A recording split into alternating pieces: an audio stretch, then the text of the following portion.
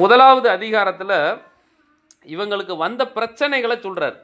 முதலாவது அதிகாரத்தில் இவங்களுக்கு வந்த பிரச்சனைகளை, ஏன் பிரச்சனைங்க வருது, ஏன் இந்த வெட்டுக்கிளி வந்துச்சு, ஏன் இந்த பச்சை புழு வந்துச்சு, ஏன் பச்சை கிளி வந்துச்சு, ஏன் முசுக்கட்டை பூச்சி வந்துச்சு அப்படின்னு சொல்லிட்டு காரணம் சொல்கிறாரு. அதில் முக்கியமான காரணம் என்னன்னாக்க, இந்த இஸ்ரவேல் தேசம் ஆண்டவர் என்ன பண்ணிருச்சு, இஸ்ரவேல் தேசமும் ஆண்டவரை விட்டுருச்சு, இந்த யூதா தேசமும் யாரை விட்டுருச்சு, ஆண்டவரை விட்டுருச்சு. ஜீவனுள்ள தேவனை விட்டுட்டு பின்மாறி போனதுனால இவங்களுக்கு பிரச்சனைகள் வர ஆரம்பிச்சது. அது எதனால பிரச்சனை வர ஆரம்பிச்சது? பச்சை புழு, அதுக்கப்புறம் வெட்டுக்கிளி, பச்சை கிளி, முசுக்கட்டை பூச்சி. இது நாளும் பார்க்கறதுக்கு பயமாக இருக்குதா உங்களுக்கு? நீங்களே சொல்லுங்கள். இந்த பச்சை புழுவை பார்த்து பயப்படுவீங்களா?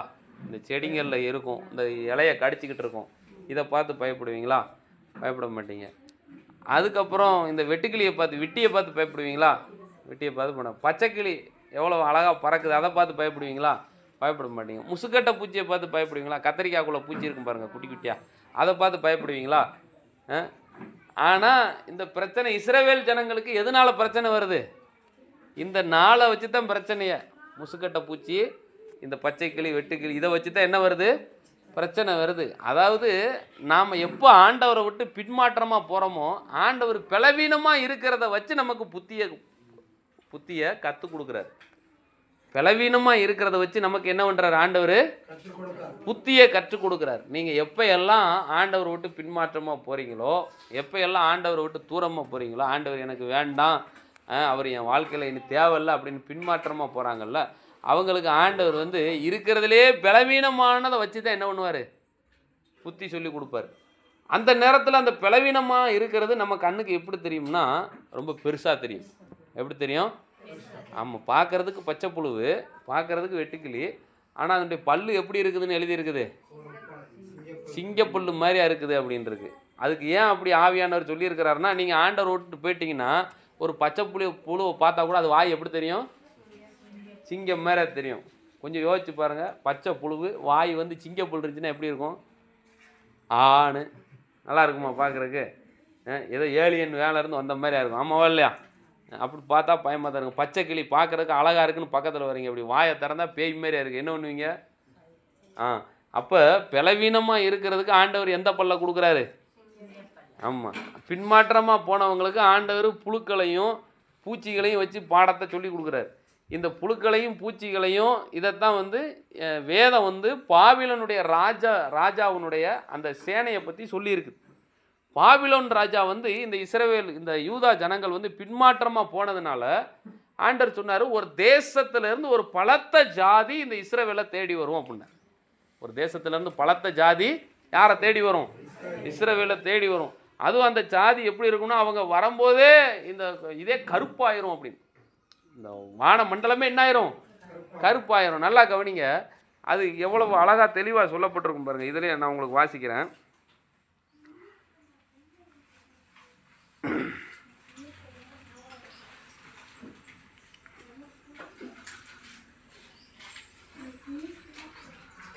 பதினஞ்சாவது வசனத்திலிருந்து வாசிங்க.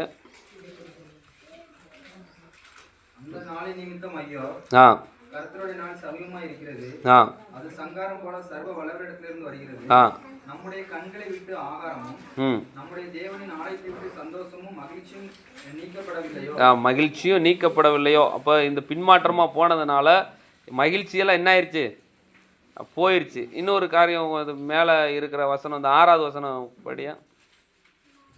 எண்ணி முடியாத ஒரு பலத்த ஜாதி, எண்ணி முடியாத ஒரு பலத்த ஜாதி, எண்ணி முடியாத ஒரு பலத்த ஜாதி என்ன மேலே வருது?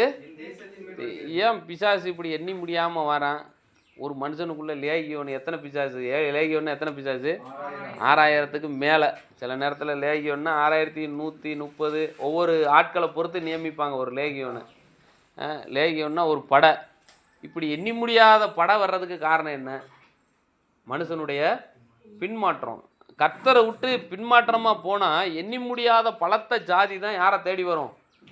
ஆமாம், ஒன்று ஆண்டவரை பிடிச்சிக்கிட்டாலும் ஒரு பலத்த ஜாதி தேடி வரும். அது வேற ஜாதி. அது ஆண்டவர் சொன்னார், உதிக்கிற ஒளியினிடத்திலே ஜாதிகள் புறப்பட்டு வருவார்கள் அப்படின்னு. ஒளியை பார்த்தும் பெரிய ஜாதி வரும். நீங்கள் பின்மாறி போனாலும் என்ன ஜாதி தான் வரும்? ஒரு பெரிய ஜாதி, ஒரு பெரிய பட்டாளம் வரும். ஆனால் இந்த பட்டாளம் வேற, இந்த பட்டாளம் வேற. இந்த பட்டாளம் எப்படிப்பட்டன்னா இது தேசத்தையே மூடி இருட்டாக்கிறோம். தேசத்தையே மூடி எப்படி ஆக்கிறோம்? இருட்டாக்கிறோம். உங்களுக்கு உதாரணம் பார்த்தீங்கன்னாக்கா, இந்த பழைய ஏற்பாட்டு புஸ்தகங்களில் ஆண்டவர் இந்த வெட்டுக்கிளியினால் ஒரு வாத வரும். ஞாபகம் வச்சுருக்கீங்களா? மோசே காலத்தில் அந்த வெட்டுக்கிளி வாதம் வரும்பொழுது நீங்கள் வேதத்தை வாச்சிங்கன்னா தெரியும். அந்த வெட்டுக்கிளி வந்து மேலே வானத்தை மூடிக்கிட்டதுனால இந்த பூமியெல்லாம் எப்படி ஆயிடுச்சு? இருட்டாகி போச்சு. வெட்டுக்கிளி வந்து அவ்வளவு கூட்டம் அந்த மேலே இருக்கிற வெளிச்சத்தை என்ன பண்ணிருச்சு? மறைச்சிருச்சு. அதைத்தான் வேதம் சொல்லப்பட்டிருக்குது. அந்த நாள் வந்து இருட்டாயிரும். இந்த ஜாதி வந்துச்சுன்னா இந்த ஜனங்களுக்கு ஒரு இருண்ட தேசமாக மாறி போகும் அப்படின்னு சொல்லிட்டு இந்த இடத்துல சொல்லப்பட்டிருக்கிறத நம்ம பார்க்க முடியும். அதனுடைய பற்கள் எப்படி இருக்குதான்? எண்ணி முடியாத பலத்த ஜாதியினுடைய பற்கள் எப்படி இருக்குது? சிங்கத்தின் பற்கள், துஷ்ட சிங்கத்தினுடைய கடைவாய் பற்கள் அதற்கு உண்டு. எதுக்கு? இந்த பலத்த ஜாதியை மேலே வந்து 4வது வசனத்தில் இருக்குது. பச்சை புழு, வெட்டுக்கிளி, பச்சை கிளி, முசுக்கட்டை பூச்சி. இதுங்களுக்கு தான் பல்லு எப்படி இருக்குதான்?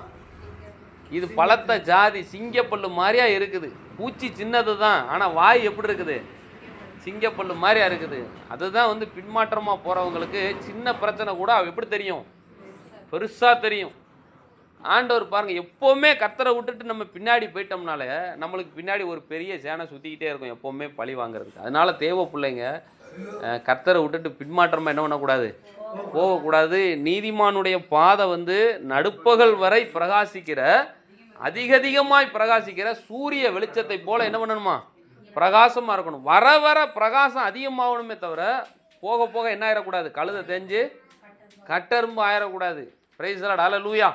அதனால நம்முடைய வாழ்க்கை எப்படிப்பட்டதாக இருக்கணும்? இந்த பின்மாற்றத்தின் ஆவி வந்து ரொம்ப மோசமானது. இது வந்து தெரியவே செய்யாது. படிப்படியாக பேக் ஸ்லைடிங் ஆகி கடைசி எங்கே கொண்டுட்டு போகும் அப்படின்னு பார்த்தீங்கன்னாக்க, கர்த்தரை விட்டு தூரமாக கொண்டுட்டு போய் பிசாசுகள் நம்முடைய வாழ்க்கையில், நிறையா பேருடைய வாழ்க்கையில் கட்டவிழ்க்கப்பட்டுரும். அதனால தான் சில காரியங்களுக்கு நம்ம ஜாக்கிரதையாக இருக்கணும். பாருங்கள், ஒரே ஒரு மீட்டிங்கு தான் யூதாஸ் அட்டன் பண்ணலை. ஒரே ஒரு மீட்டிங்கு தான் என்ன பண்ணலை? யூதாஸ் அட்டன் பண்ணலை. அந்த ஒரு மீட்டிங்கை அட்டன் பண்ணாதனால யார் வந்தது? ஆமாம், ஒரு மீட்டிங்கை அட்டன் பண்ணாததுக்கே பிசாசு வாரான். பார்த்துக்கோங்க. அவன் வேலையே அதுதான். மீட்டிங் அட்டன் பண்ண விடக்கணும், சண்டே சர்வீஸ் அட்டன் பண்ண விட மாட்டான். அன்னைக்கு தான் ஸ்பெஷலாக வந்து எதனா காரணம் சொல்லிட்டு வீட்டில் இருக்க வைப்பான். இதெல்லாம் வந்து யார் கொடுக்குற ஐடியா? கர்த்தர் கொடுக்குற ஐடியாவா? ஆமாம், பிசாசு பண்ணுற ஐடியா. ஏன்னா அவனுக்கு நீங்கள் தேவை, கர்த்தருக்கும் யார் தேவை? நீங்கள் தேவை.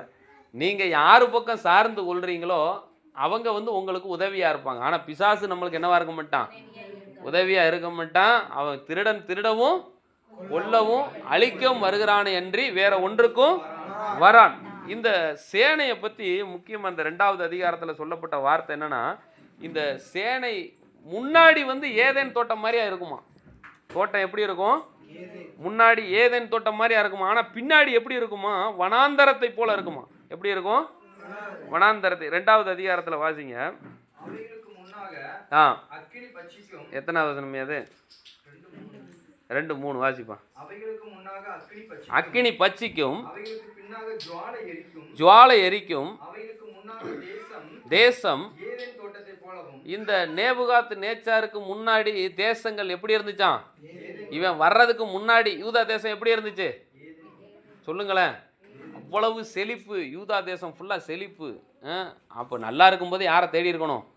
கரெக்டாக ஏதேன் தோட்டம் மாதிரியா இருந்திருக்குது. எவ்வளவு அழகாக ஆவியானவர் எழுதி வைக்கிறார் பாருங்க. இந்த யூதா தேசம், இந்த இஸ்ரவேல் தேசம் எப்படி இருந்தது? ஏன்னா ஆண்டவர் இந்த எகிப்து ஜனங்கள் எகிப்திலிருந்து மீட்டு கொண்டு வந்து என்ன தேசத்தை கொடுத்தாரு? கானான் தேசத்தை கொடுத்தாரு. இந்த கானான் தேசத்துக்கு தான் பின்னாட்களில் இஸ்ரவேல் தேசம்னு பேர் வச்சாங்க. இந்த இஸ்ரவேல் தேசம் எப்படிப்பட்டதா இருந்துச்சுன்னா, என்ன தேசம் மாதிரியா இருந்தது? ஏதேன் தோட்டம் மாதிரியா இருந்துச்சான். இந்த நேபுகாத் நேச்சார் வர்றதுக்கு முன்னாடி. அது வந்ததுக்கு அப்புறம் அவன் வந்துட்டது போனதுக்கு பின்னாடி அந்த தேசத்தை எப்படி ஆக்கிட்டான்? வனாந்தரம் மாதிரி ஆக்கிட்டான். எரேமியா பூக்களையெல்லாம் பார்த்தீங்கன்னாக்கா தேசமெல்லாம் பாலாக்கி விட்டுட்டு போயிட்டான். தீக்கரை ஆக்கி போட்டுட்டான். தேசத்தெல்லாம் அக்கினினால் என்ன பண்ணிட்டான்? சுட்டரிச்சுட்டு போயிட்டான். அவ்வளவு செழிப்பாக இருந்த தேசத்தை இவங்களுடைய பின்மாற்றத்தின் காரணமாக தேசமே என்ன ஆகி போச்சு? பாலா போச்சு. பத்தாக்குறைக்கு சூரியனும் அடிக்கிற அடியில், வெயில் அடித்த அடியில் ஒரு விதை கூட மேலே எழும்பி முளைக்கலை. இந்த விதைங்கள் எல்லாம் மண்ணின் கீழே என்ன பண்ணி போச்சான், மக்கி போச்சுன்னு அந்த இந்த 1வது அதிகாரத்தில் படிச்சிங்கன்னா 17வது வசனம் வாசிங்க. 1:17. மக்கி போயிட்டு பயிர் தீந்து போனதினால் எவ்வளவு ஆண்டவர் விட்டு பின்மாற்றமாக போகிறதுனால எவ்வளவு காரியம், களஞ்சியம் பாழா போகுது, ஜனங்கள் மத்தியில் மகிழ்ச்சி இல்லாமல் போகுது. இதெல்லாம் யாரை விட்டதுனால நடக்குது? கர்த்தரை. ஒரு காலத்தில் ஏதேன் மாதிரியா இருந்த வாழ்க்கை இப்போ கர்த்தரை விட்டு பின்மாற்றி போனதுனால எப்படி ஆயிடுச்சு? வனாந்தரமாக மாறி போச்சு. எப்படி மாறி போச்சு? ஆமாம், நம்ம வனாந்தரமாக இருக்கணுமா, வயல்வெளியாக இருக்கணுமா? ஆமாம். இதெல்லாம் ஏசாயா தீர்க்க தரிசன புஸ்தகத்தில் படிச்சிங்கன்னா இதனுடைய பின்னணி அதுக்கப்புறம் தெரியும். வனாந்தரம் என்னவா மாறும்? வயல்வெளியாக மாறும். வெட்டாந்தரை நீர்த்தடமாக மாறும். கடுவெளி கழித்து காடாக எண்ணப்படும். சீயோனுடைய மகிமை திரும்ப வரும். நித்திய மகிழ்ச்சி அவர்கள் தலைமையில் இருக்கும். சஞ்சலமும் தவிப்பும் ஓடி போகும். அல்லேலூயா. அப்போ இந்த வனாந்தரம் இதுக்கப்புறம் என்னவா மாறும்? ஏற்கனவே நேபுகாத்நேச்சார் உள்ளே வந்ததுனால நல்லா இருந்த வயல்வெளி வனாந்தரமாக ஆயிடுச்சு. ஆண்டவர் மறுபடியும் வாக்கு பண்ணுறாரு, இந்த வனாந்தரமெல்லாம் என்னவா மாறும்? வயல்வெளியாக மாறுறதுக்கு என்ன செய்யணும்? இவங்க வனாந்தரமாக மாறினதுக்கு என்ன செஞ்சாங்க? கர்த்தரை விட்டாங்க. வயல்வெளியாக மாறுறதுக்கு என்ன செய்யணும்? கர்த்தரை பிடிக்கணும். கர்த்தரை பிடிச்சிட்டா வனாந்தரம் என்ன ஆயிரும்? பாழாய் கிடக்கிற நம்முடைய வாழ்க்கையில கர்த்தர் பூத்து குலுங்க பண்ணுவார். Praise the Lord. ஹல்லேலூயா. நம்முடைய வனாந்தரம் என்னவா மாறும்? வயல்வெளியா மாறும். வனாந்தரத்துல கர்த்தர் வழிகளை உண்டாக்குவாரு. அவாந்தர வெளியில கர்த்தர் எதை உண்டாக்குவாரு? ஆறுகளை ஓட செய்வார். ஹல்லேலூயா. இதெல்லாம் எப்போ நடக்கும்? வனாந்தரத்துல வழியை உண்டாக்கணும். வனாந்தரத்துல என்ன வழி? அந்த வனாந்தரத்துல வயல்வெளியா மாற்றணும். வெட்டாந்தரை எப்படி மாற்றணும்? நீரூற்றுகளா மாற்றணும். இதெல்லாம் மாற்றணும்னா என்ன செய்யணும்? மனுஷன் கர்த்தரை தேடணும். இதைத்தான் ஆண்டவர் கேட்குறாரு, வேற ஒன்றும் கிடையாது. என்ன தேடு மகனே. அவருடைய நன்மைக்காக கேட்கல. யாருடைய நன்மைக்காக? நம்முடைய நன்மைக்காக. சில நேரத்தில் ஏன் இவரை தொழுது கொள்ளணும் நம்மளுக்கு தெரியாது. ஏன் ஏசப்பாவை நம்பணும், வேற தெய்வத்தை கும்பிடக்கூடாதா அப்படின்னு நினைப்பீங்க. ஏன் இவரை கும்பிடணும் அப்படின்னா நம்மளுக்கு தெரியாது. நமக்குள்ள பாவம் இருக்குது இல்லையா? இந்த பாவம் வந்து உண்மையான தேவனை என்ன பண்ண விட மாட்டாங்க? ஆராதிக்க விட மாட்டாங்க, தேட விட மாட்டாங்க. இதையும் தாண்டி ஒரு மனுஷன் கர்த்தரை தேடும் பொழுது என்ன நடக்குன்னா அவனுடைய வாழ்க்கை மாறுது. அவனுடைய பாவ வாழ்க்கை மாறுது. வனாந்தர வாழ்க்கை மாறுது. வெட்டாந்தரையா கிடக்கிற வாழ்க்கை மாறுது. தண்ணீர் இல்லாத வாழ்க்கை என்ன உண்டாகுது? தண்ணீர் உண்டாகுது, நீரூற்று உண்டாகுது. அல்லேலூயா. அப்போ இந்த நாட்களில் இவங்களுக்கு நடந்த சம்பவம் என்ன? ஆலயத்தில் களஞ்சியங்களில் ஆகாரம் கிடையாது, திராட்சரசம் கிடையாது. இந்த போட்ட விதைகள் எல்லாம் மண்ணுக்கு கீழே என்ன ஆகி போச்சு? அது மக்கி போச்சு. அதுக்கு நீங்கள் காரணம் என்ன அப்படின்னு பார்த்தீங்கன்னாக்கா, இதில் அடித்த வெயில்னால அத்தனை என்ன ஆகி போச்சு?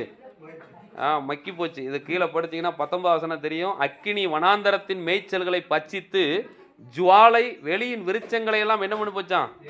எரித்து போடுகிறது. அக்கினி இந்த ஜுவாலை வந்து எதை சொல்லுதுன்னா அந்த சூரியனை சொல்லுது.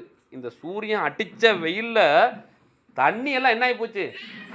வத்தி போச்சு. மேய்ச்சலெல்லாம் பற்றிக்கப்பட்டு வெறும் வெயில் மட்டுமே அடிச்சுக்கிட்டு இருந்தா விதை முளைக்குமா? சரியான அடித்த அடியில் இந்த விருட்சங்களெல்லாம் என்ன ஆகி போச்சான்? எரிஞ்சு போச்சு. அவ்வளோ பெரிய காட்டமான வெயில். இந்த வெயிலே தாங்க முடியாதுங்க. இப்போ இஸ்ரேல் தேசத்தில் எப்படிப்பட்ட வெயில் அடிச்சிருக்குது? களஞ்சியத்தில் ஆகாரம் கிடையாது, பண்டக சாலையில் விதை கிடையாது. அதுக்கு தான் ஆண்டவர் சொல்கிறாரு, இன்னும் ஆகாரம் உண்டோ? இன்னும் ஆகாய் புஸ்தகம் தானே, இன்னும் களஞ்சியத்தில் ஆகாரம் உண்டோ? இன்னும் திராட்சரசம் உண்டோ? இன்னும் விதை உண்டோ? அப்படின்னு சொல்லிட்டு ஆண்டவர் கேட்குறாரு. ஆகபடினால இன்று முதல் நான் உங்களை ஆசீர்வதிப்பேன் அப்படின்னு சொல்கிறார். Praise the Lord. ஹல்லேலூயா. எல்லாம் வறட்சியாய் போய் கிடக்குது, எல்லாம் பாழாய் போய் கிடக்குது, ஒன்றுமே இல்லாமல் போய் கிடக்குது. எல்லாம் ஒன்றுமே இல்லாமல் போனதுக்கு காரணம் என்னது? யாரை விட்டுட்டாங்க? கர்த்தரை விட்டுட்டாங்க. ஒரு வசனம் வாசிங்க. உபாகம புஸ்தகம் 28:47 தானே. நீ சகலமும் நீ மகிழ்ச்சியோடு தேவனாகிய கர்த்தரை சேவியாமல் போனபடினாலே எத்தனை வசனமே? 28:47. சகலமும் பரிபூர்ணமாக இருக்கையில் நீ மன மகிழ்ச்சியோடும் களிப்போடும் உன் தேவனாகிய கர்த்தரை என்ன பண்ணாம போனது நிமித்தம்? சத்தமா சொல்லுங்க. என்ன பண்ணாத நிமித்தம்? கர்த்தரை சேவியாதது நிமித்தம், இன்னும் வருச்சுன்னா தேவனை தேடாதது நிமித்தம், அதுக்கப்புறம் சகலமும் என்ன ஆகுது? அப்ப ஆண்டவரை தேடாதனால என்ன வருது? குறைவு வருது. கர்த்தரை தேடுனா ஒரு குறைவும் வராது. இவ்வளவுதான் ரகசியம். அது எப்படி தேடணுமா? செத்த மூஞ்சி வச்சுட்டு தேடக்கூடாது. மன மகிழ்ச்சியோடும் அதுக்கப்புறம் களிப்போடு யாரை தேடணுமா? ஆமாம். நமக்கு ஆண்டவரை தேட சொன்னால் ஆண்டவர்கிட்ட வரும்போதே எப்படித்தான் வர்றது? நம்ம அழுதுகிட்டே வர்றது, கவலையோடு வர்றோம். ஆண்டவர் சொல்கிறாரு, கவலையோடு என்னைய தேடாத, மனமகிழ்ச்சியாக என்ன ஒன்று தேடு. மனமகிழ்ச்சியாக இரு, உன் இருதயத்தின் வேண்டுதல்களையெல்லாம் உனக்கு என்ன பண்ணுவார். ஆனால் நாம் கவலையோட கர்த்தரை என்ன பண்ணுறோம்? தேடுறோம். துக்கத்தோட கர்த்தரை என்ன பண்ணுறோம்? தேடுறோம். நீங்கள் ராஜாவின் இடத்துல மனமகிழ்ச்சியாக இருக்கிறது கற்றுக்கொள்ளுங்க. உங்களுடைய தேவைகளை ரெண்டாவது பக்கம் நீங்கள் தேவைகளை பார்க்க ஆரம்பிச்சிட்டேன். உங்கள் தேவைகளை பார்க்க ஆரம்பிச்சுட்டு உங்கள் மூஞ்சி செத்து போயிடும். ஏன்னா நமக்கு இருக்கிற தேவைகளை பார்த்தா தலைக்கு மேலே இருக்குது. லிஸ்ட்டு போட்டால் ஒவ்வொரு ஆளும் ஒரு லிஸ்ட்டு சொல்லுவீங்க. ஆமாவா இல்லையா? லிஸ்ட்டு எழுதி கொடுங்க, இன்றைக்கி உங்கள் தேவையெல்லாம் எழுதி கொடுங்க, இன்றைக்கி ஆண்டவர் எல்லா தேவையும் சந்திச்சிருவார், எழுதி கொடுங்கன்னா ஒவ்வொருத்தங்க என்ன பண்ணுவீங்க? கண்டிப்பாக எழுத மாட்டீங்களா யாரும்? அப்போ ஏன் சொல்கிறேன்னா, இந்த தேவையை பார்க்கும்போது மூஞ்சி எப்படி ஆயிரும்? சுருங்கிரும். தேவைகளை என்ன பண்ணக்கூடாது? பார்க்கக்கூடாது. நீங்கள் தேவனை பாருங்க, மனமகிழ்ச்சியாக அவரை ஆராதிங்க, மனமகிழ்ச்சியாக ராஜாவின் இடத்துல அவருடைய சமூகத்தில் கலிகூர்ந்து மனமகிழ்ச்சியாக இருங்க. உங்களுடைய இருதயத்தின் வேண்டுதல்களை எல்லாம் அவர் உங்களுக்கு நிறைவேற்றுவார். இந்த இஸ்ரவேல் தேசம் கர்த்தரிடத்துல எப்படி சேவிக்கலை? மனமகிழ்ச்சியாக சேவிக்கலை. அப்போ மனமகிழ்ச்சி வரலன்னா காரணம் என்னது? கவலை. ஆனால் ஐயா சொல்லிட்டாரு, கவலை. என்ன கவலை? பிசாசு பின்னாடி போனால் என்ன தான் வரும்? கவலை தான் வரும். பின்மாற்றமாக போனால் என்ன தான் வரும்? கவலை தான் வரும். இந்த இடத்துல அவ்வளோ அழகாக ஆவியானவர் எழுதி வச்சு, மனமகிழ்ச்சியோடும் களிப்போடும் உன் தேவனாகிய கர்த்தரை என்ன பண்ணாமல் போயிட்ட? சேவியாமல் போனபடினாலே அதுக்கப்புறம் சகலமும் என்ன ஆகுது? கர்த்தரை தேடாதனால எல்லாமே குறைவு வருது. அதுக்கப்புறம் பட்டினி, தாகம், நிர்வாணத்தோடும் கர்த்தர் உனக்கு விரோதமாய் அனுப்பும் சத்துருக்களை என்ன பண்ணுவ? ஆமாம், நேபுகாத்து நேச்சாரத்தான் சேவிக்கணும். கண்டிப்பாக விரோதமாக எத்தனை சத்துருவை அனுப்புகிறாரோ அத்தனை சத்துருவுக்கு கீழே தான் வேலை செய்யணும். சத்துருவுக்கு கீழே வேலை பார்க்குறது ரொம்ப ஆசீர்வாதமா? சொல்லுங்கள். சத்துருவுக்கு கீழே, நம்மளுக்கு விரோதமாக இருக்கிறவங்களுக்கு கீழே வேலை பார்க்கறதுக்கு ஆசீர்வாதமா, இல்லை தேவனுக்கு கீழே வேலை பார்க்கறது ஆசீர்வாதமா? அவருக்கு கீழே வேலை பார்க்கறது தான் நமக்கு ஆசீர்வாதம். நம்மளை ஏன் அப்போ சத்துரு கையில் ஒப்பு கொடுத்தாரு?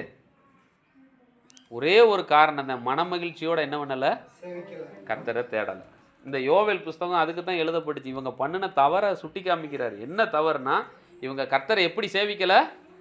மனமகிழ்ச்சியோட சேவிக்கலை. கர்த்தரை விட்டுட்டாங்க, மனமகிழ்ச்சியோடு சேவிக்கலை, களிப்போட சேவிக்காதனால பசி, பஞ்சம், பட்டினி, போட்ட விதையெல்லாம் மக்கி போச்சு, தண்ணி கிடையாது, அடிக்கிற வெயிலில் எல்லாம் தீஞ்சு போச்சு, பயங்கரமான கொடூரமான பஞ்சம், இதெல்லாம் தலை விரிச்சு ஆடுது. காரணம் யாரை விட்டுட்டாங்க? நீங்கள் கர்த்தரை தேடுனீங்கன்னா வனாந்தரம் எப்படி மாறும்? வயல்வெளியாக மாறும். வெட்டாந்தரம் எப்படி மாறும்? நீர்த்தடமாக மாறும்.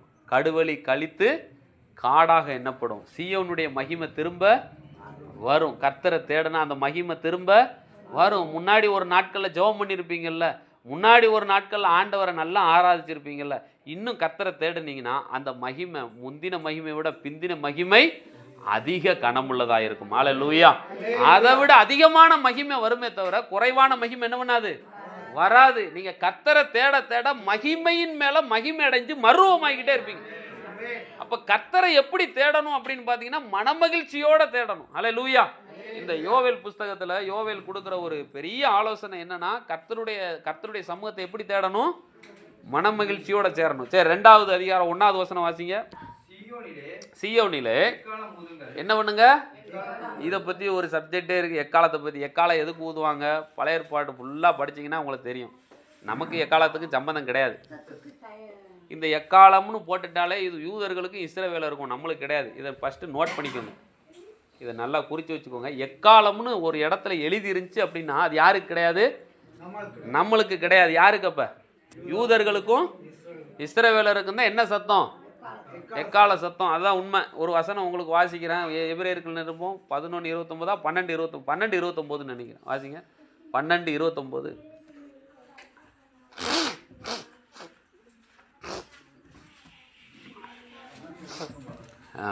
12:29 19.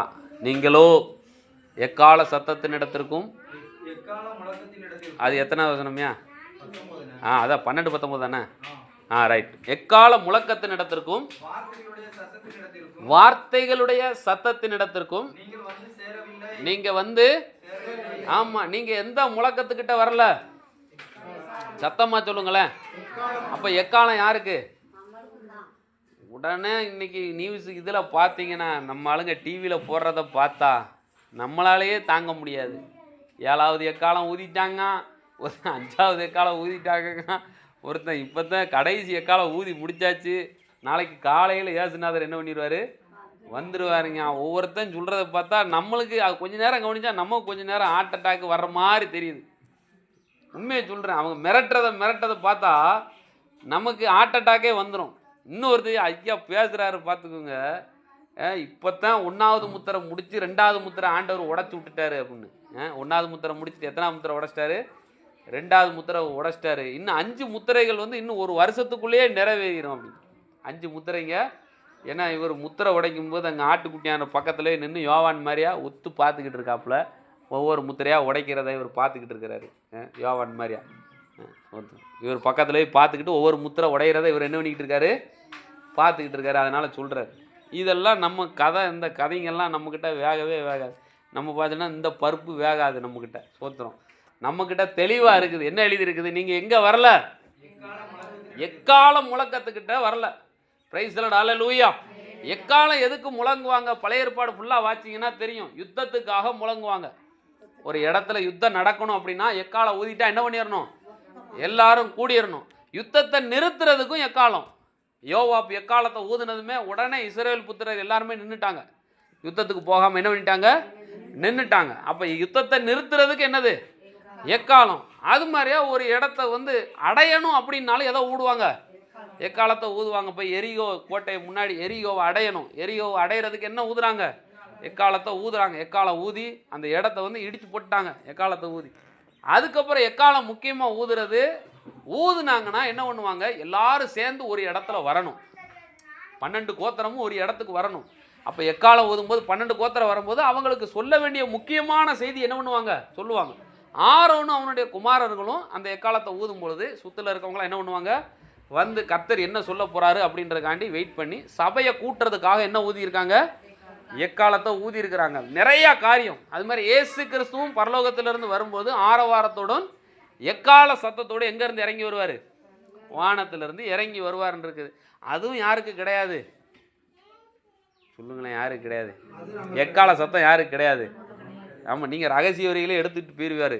அதனால் உங்களுக்கு எக்கால ஊதி வரவேற்றுக்கிட்டுலாம் இருக்க மாட்டாங்க. கவலைப்பட. எக்கால சத்தம் யாருக்கு கிடையாது? மொத்தத்தில் நம்மளுக்கு கிடையாது. நீங்கள் வந்து சேரலை, எக்கால சத்தம் உங்களுக்கு கிடையாது.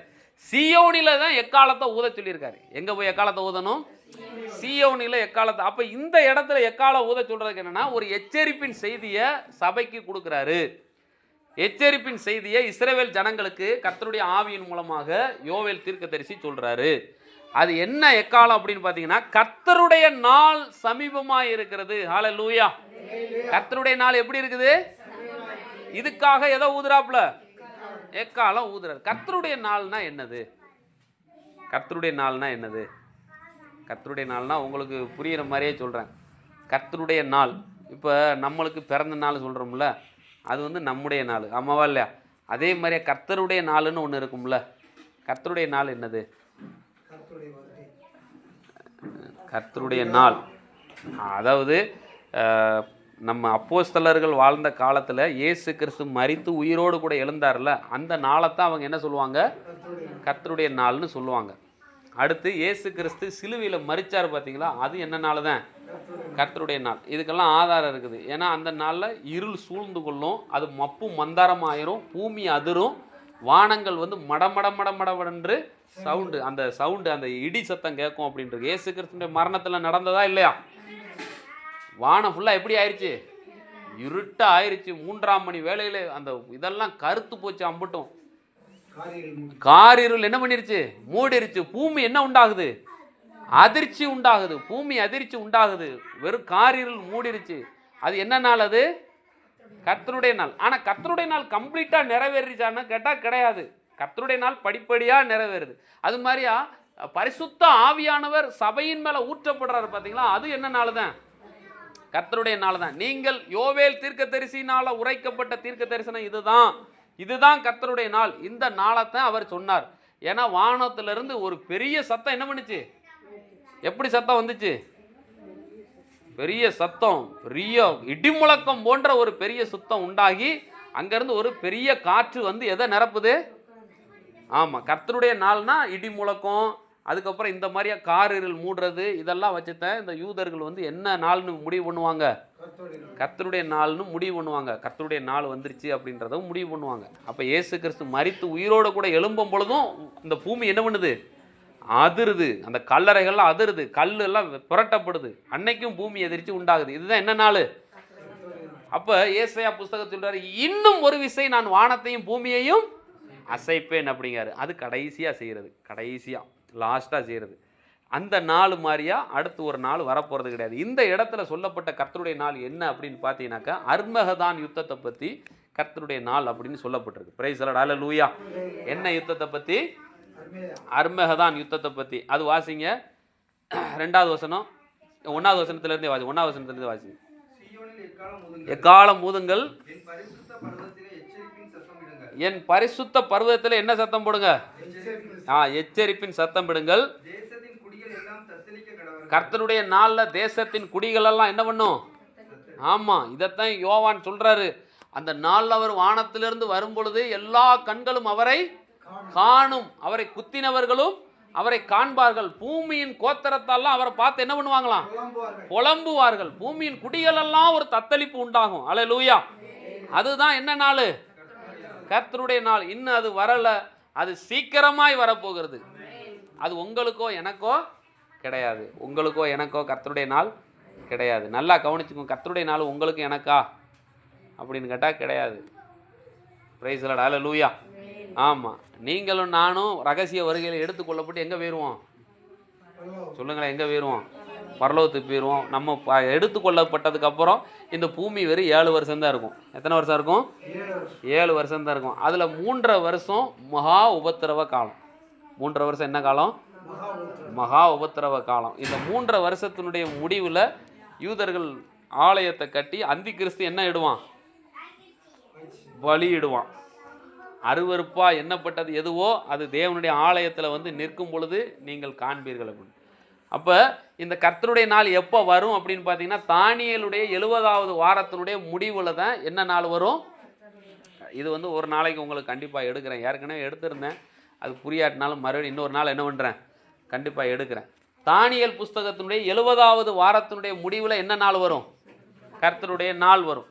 கடைசி 7ஆம் தூதனுடைய எக்கால சத்தம் முடிந்த பின்பு என்னனுடைய நாள் வரும்? கர்த்தருடைய நாள் வரும். இதெல்லாம் எப்போ வரும்னு சொல்கிறேன். அதுக்கப்புறம் ஆட்டுக்குட்டியானவருடைய கல்யாண நாள் விருந்து முடிந்ததுமே என்ன வரும்? ஆமாம், பரலோகத்தில் ஆட்டுக்குட்டியானவருடைய கல்யாண நாள் வந்தது. மணவாட்டி தன்னை என்ன பண்ணிக்கிட்டான்? ஆயத்தப்படுத்தி கொண்டாள் இருக்கு இல்லையா? அந்த ஆட்டுக்குட்டியானவருடைய கல்யாண விருந்து முடிஞ்சதுமே என்ன நாள் வரும்? கர்த்தருடைய நாள் வரும். அதுக்கப்புறம் உலகமெங்கும் சுவிசேஷம் அறிவிக்கப்படும். அந்த கடைசி தூதனுடைய எக்கால சத்தம் ஊதப்பட்ட போது அந்த கடைசி தூதன் சொல்லுவான், சமுத்திரத்தையும் அதில் உள்ள யாவற்றையும் உண்டாக்கினவரையே என்ன பண்ணுங்க? தொழுது கொள்ளுங்கள் என்று சொல்லி அவன் மிகுந்த சத்தமிட்டு என்ன சுவிசேஷத்தை அறிவித்தானா? நித்திய சுவிசேஷத்தை அறிவித்தான் இருக்கும். அப்போ இந்த எக்காலம் ஊதப்படும் பொழுது காலம் நிறைவேறும் அப்படின்ட்டு. அப்போ கர்த்தருடைய நாள் அதுக்கப்புறம் வரும். உலகம் முழுவதும் சுவிசேஷத்தை பிரசங்கித்த பின்பு அப்பொழுது என்ன உண்டாகும்? முடிவு உண்டாகும். அப்போ கர்த்தருடைய நாள் அப்போ வரும். அப்போ இந்த காரியங்கள்லாம் மனசில் வச்சுக்கோங்க. கர்த்தருடைய நாள் எப்போ வரும் அப்படின்னு. அப்போ இந்த கர்த்தருடைய நாளில் என்ன நடக்கும் அப்படின்னு பார்த்தீங்கன்னாக்க, இந்த சிதறப்பட்ட இஸ்ரவேல் கோத்திரம், இந்த அசீரியா ராஜாவினால சிதறப்பட்ட இஸ்ரவேல் கோத்திரம் உலகம் முழுவதும் இருக்குது. இந்த கர்த்தருடைய நாளில் இந்த சிதறப்பட்ட இஸ்ரவேல் கோத்திரத்தையும் இந்த யூதா ஜனங்களையும் அந்த நாட்களில் ஒன்று சேர்ப்பார். சிதறப்பட்ட யூதா கோத்திரத்தையும் இந்த இஸ்ரவேலரையும் ஆண்டவர் என்ன பண்ணுவார்? ஒன்று சேர்ப்பார். அன்னைக்கு தான் என்ன நாள் வரும்? கர்த்தருடைய நாள் வரும். இந்த கர்த்தருடைய நாளில் என்ன நடக்கும் அப்படின்னு பார்த்தீங்கன்னாக்கா, பிசாசு தன்னுடைய சேனைகளை எல்லாம் கூப்பிட்டுக்கிட்டு அர்மகதான்ற ஒரு இடத்துக்கு வந்து யுத்தம் பண்ண வருவான். எங்கே வருவான்? அர்மகதான். அபத்தோன் அர்மகதான் அப்படின்னு சொல்லிட்டு அந்த இடத்துல வந்து யுத்தம் பண்ணுறதுக்காக அந்த பிசாசு வருவான். இந்த பிசாசு அந்த எல்லாத்தையும் யுத்தத்துக்கு கூட்டி சேர்க்கிற நாள் தான் என்ன நாள்? கர்த்தருடைய நாள். இப்படி நிறையா இருக்குது. கர்த்தருடைய நாளை பற்றி நிறையா சொல்லலாம். சுவிசேஷத்தினுடைய முடிவு, 7ஆம் தூதனுடைய எக்காலத்தினுடைய முடிவு, நித்திய சுவிசேஷத்தை பிரசங்கிக்கிற அந்த தூதனுடைய அந்த எக்காலம் ஊதப்பட்டதனுடைய முடிவு, அதுக்கப்புறம் இஸ்ரவேலரும் யூதரும் கடைசி நாட்களில் அந்த ஒன்றா சேரும் பொழுது ஆகிற முடிவு, இந்த பிசாசு அர்மகதான யுத்தத்துக்கு பூமியில் இருக்கிற சகல ஜனங்களையும் கூட்டி சேர்க்கிறது அந்த நாள். இதெல்லாம் சேர்த்து தான் என்ன நாள்? கர்த்தனுடைய நாள். இந்த நாள் போல எந்த நாளும் இருக்காது. இதுதான் கடைசி. இதுதான் கடைசி. அதுக்கப்புறம் வாசிங்க 2வது வசனம். கர்த்தருடைய நாள் வருகிறது. அதுக்கப்புறம் அது இருளும் அந்தகாரமும் நாள், மப்பும் மந்தாரமுமான நாள். எப்பவுமே கர்த்தருடைய நாள் வந்துட்டாலே வேதத்தில் எங்கெல்லாம் சொல்லியிருக்கோ அந்த இடத்துல என்னது சேர்ந்து வந்துடுது? இருளும் அந்த மந்தாரமும் அந்த இதுவும் எல்லாமே சேர்ந்து வந்துடுது. அதுக்கப்புறம் பரவுகிறது போல தீவிரமா வந்து ஒரு பலத்த ஜாதி பரவும். அதுக்கப்புறம் ஒரு காலத்துல உண்டானதும் கிடையாது, இனிமே அது வரப்போறதும் கிடையாது. நம்ம நினைக்கிற மாதிரி இப்ப யுத்தத்துக்கு வராங்க பாருங்க. இப்ப இந்த பாகிஸ்தானுக்கு இந்தியாவுக்கு வர்ற போர், ரஷ்யாவுக்கும் சீனாவுக்கு வர்ற போர், இப்படி நிறையா போர் அப்பப்போ நடந்துக்கிட்டே இருக்குது. இப்படி நிறையா போர் உலகம் ஃபுல்லாக நடந்தாலும் இந்த கடைசி நாளில் வர்ற அந்த ஒன்று சேர்ற மாதிரியா கூட்டம் வந்து எப்போவுமே என்ன பண்ணாது? இது மாதிரியா ஒரு கூட்டத்தை, திரள் கூட்டத்தை பார்க்க முடியாது. இந்த திரள் கூட்டத்தை யார் சேர்த்துக்கிட்டு வர்றது சொல்லுங்க? அர்மகதான யுத்தத்துக்கு இந்த திரள் கூட்டத்தை சேர்த்துக்கிட்டு யார் வருவா? ஆண்டவரோடு யுத்தம் பண்ணதுக்கு பிசாசு வருவான். கர்த்தருடைய நாளை சந்திக்கிறதுக்கு யார் வர்றது? யுத்தம் ரொம்ப நாளெல்லாம் நடக்காது நம்ம நினைக்கிற மாதிரியா. ஒரு ஒரு ஒரு ஒரு ஒரு நிமிஷம் தான். மூச்சு விடுறதுக்கு எவ்வளோ நேரம் ஆகும் சொல்லுங்களேன்? எவ்வளோ நேரம் ஆகும்? எவ்வளோ நேரம் ஆகுது? மூச்சு உள்ளே இழுத்துட்டு வெளியே விடுறதுக்கு எவ்வளோ நேரம் ஆகுது சொல்லுங்களேன்? அவ்வளோதானே ஆகுது. அவ்வளோதான் யுத்தம். தம்முடைய நாசியின் சுவாசத்தினால் அவனை அழித்து போடுவார். இந்த சுவாசம்தான் யுத்தத்தினுடைய டைம், வேற ஒன்றும் கிடையாது. நம்ம நினைக்கிற மாதிரி இவெல்லாம் தூக்கிட்டு அப்படியே வாழை தூக்கிட்டு அப்படியே ஆண்டவர் முன்னாடி அப்படியே நிட்டிக்கிட்டு இன்னமும் பெரிய அடிக்க போகிற மாதிரி, ஜெயிக்க போகிற மாதிரியா அப்படியெல்லாம் வரமாட்டான்.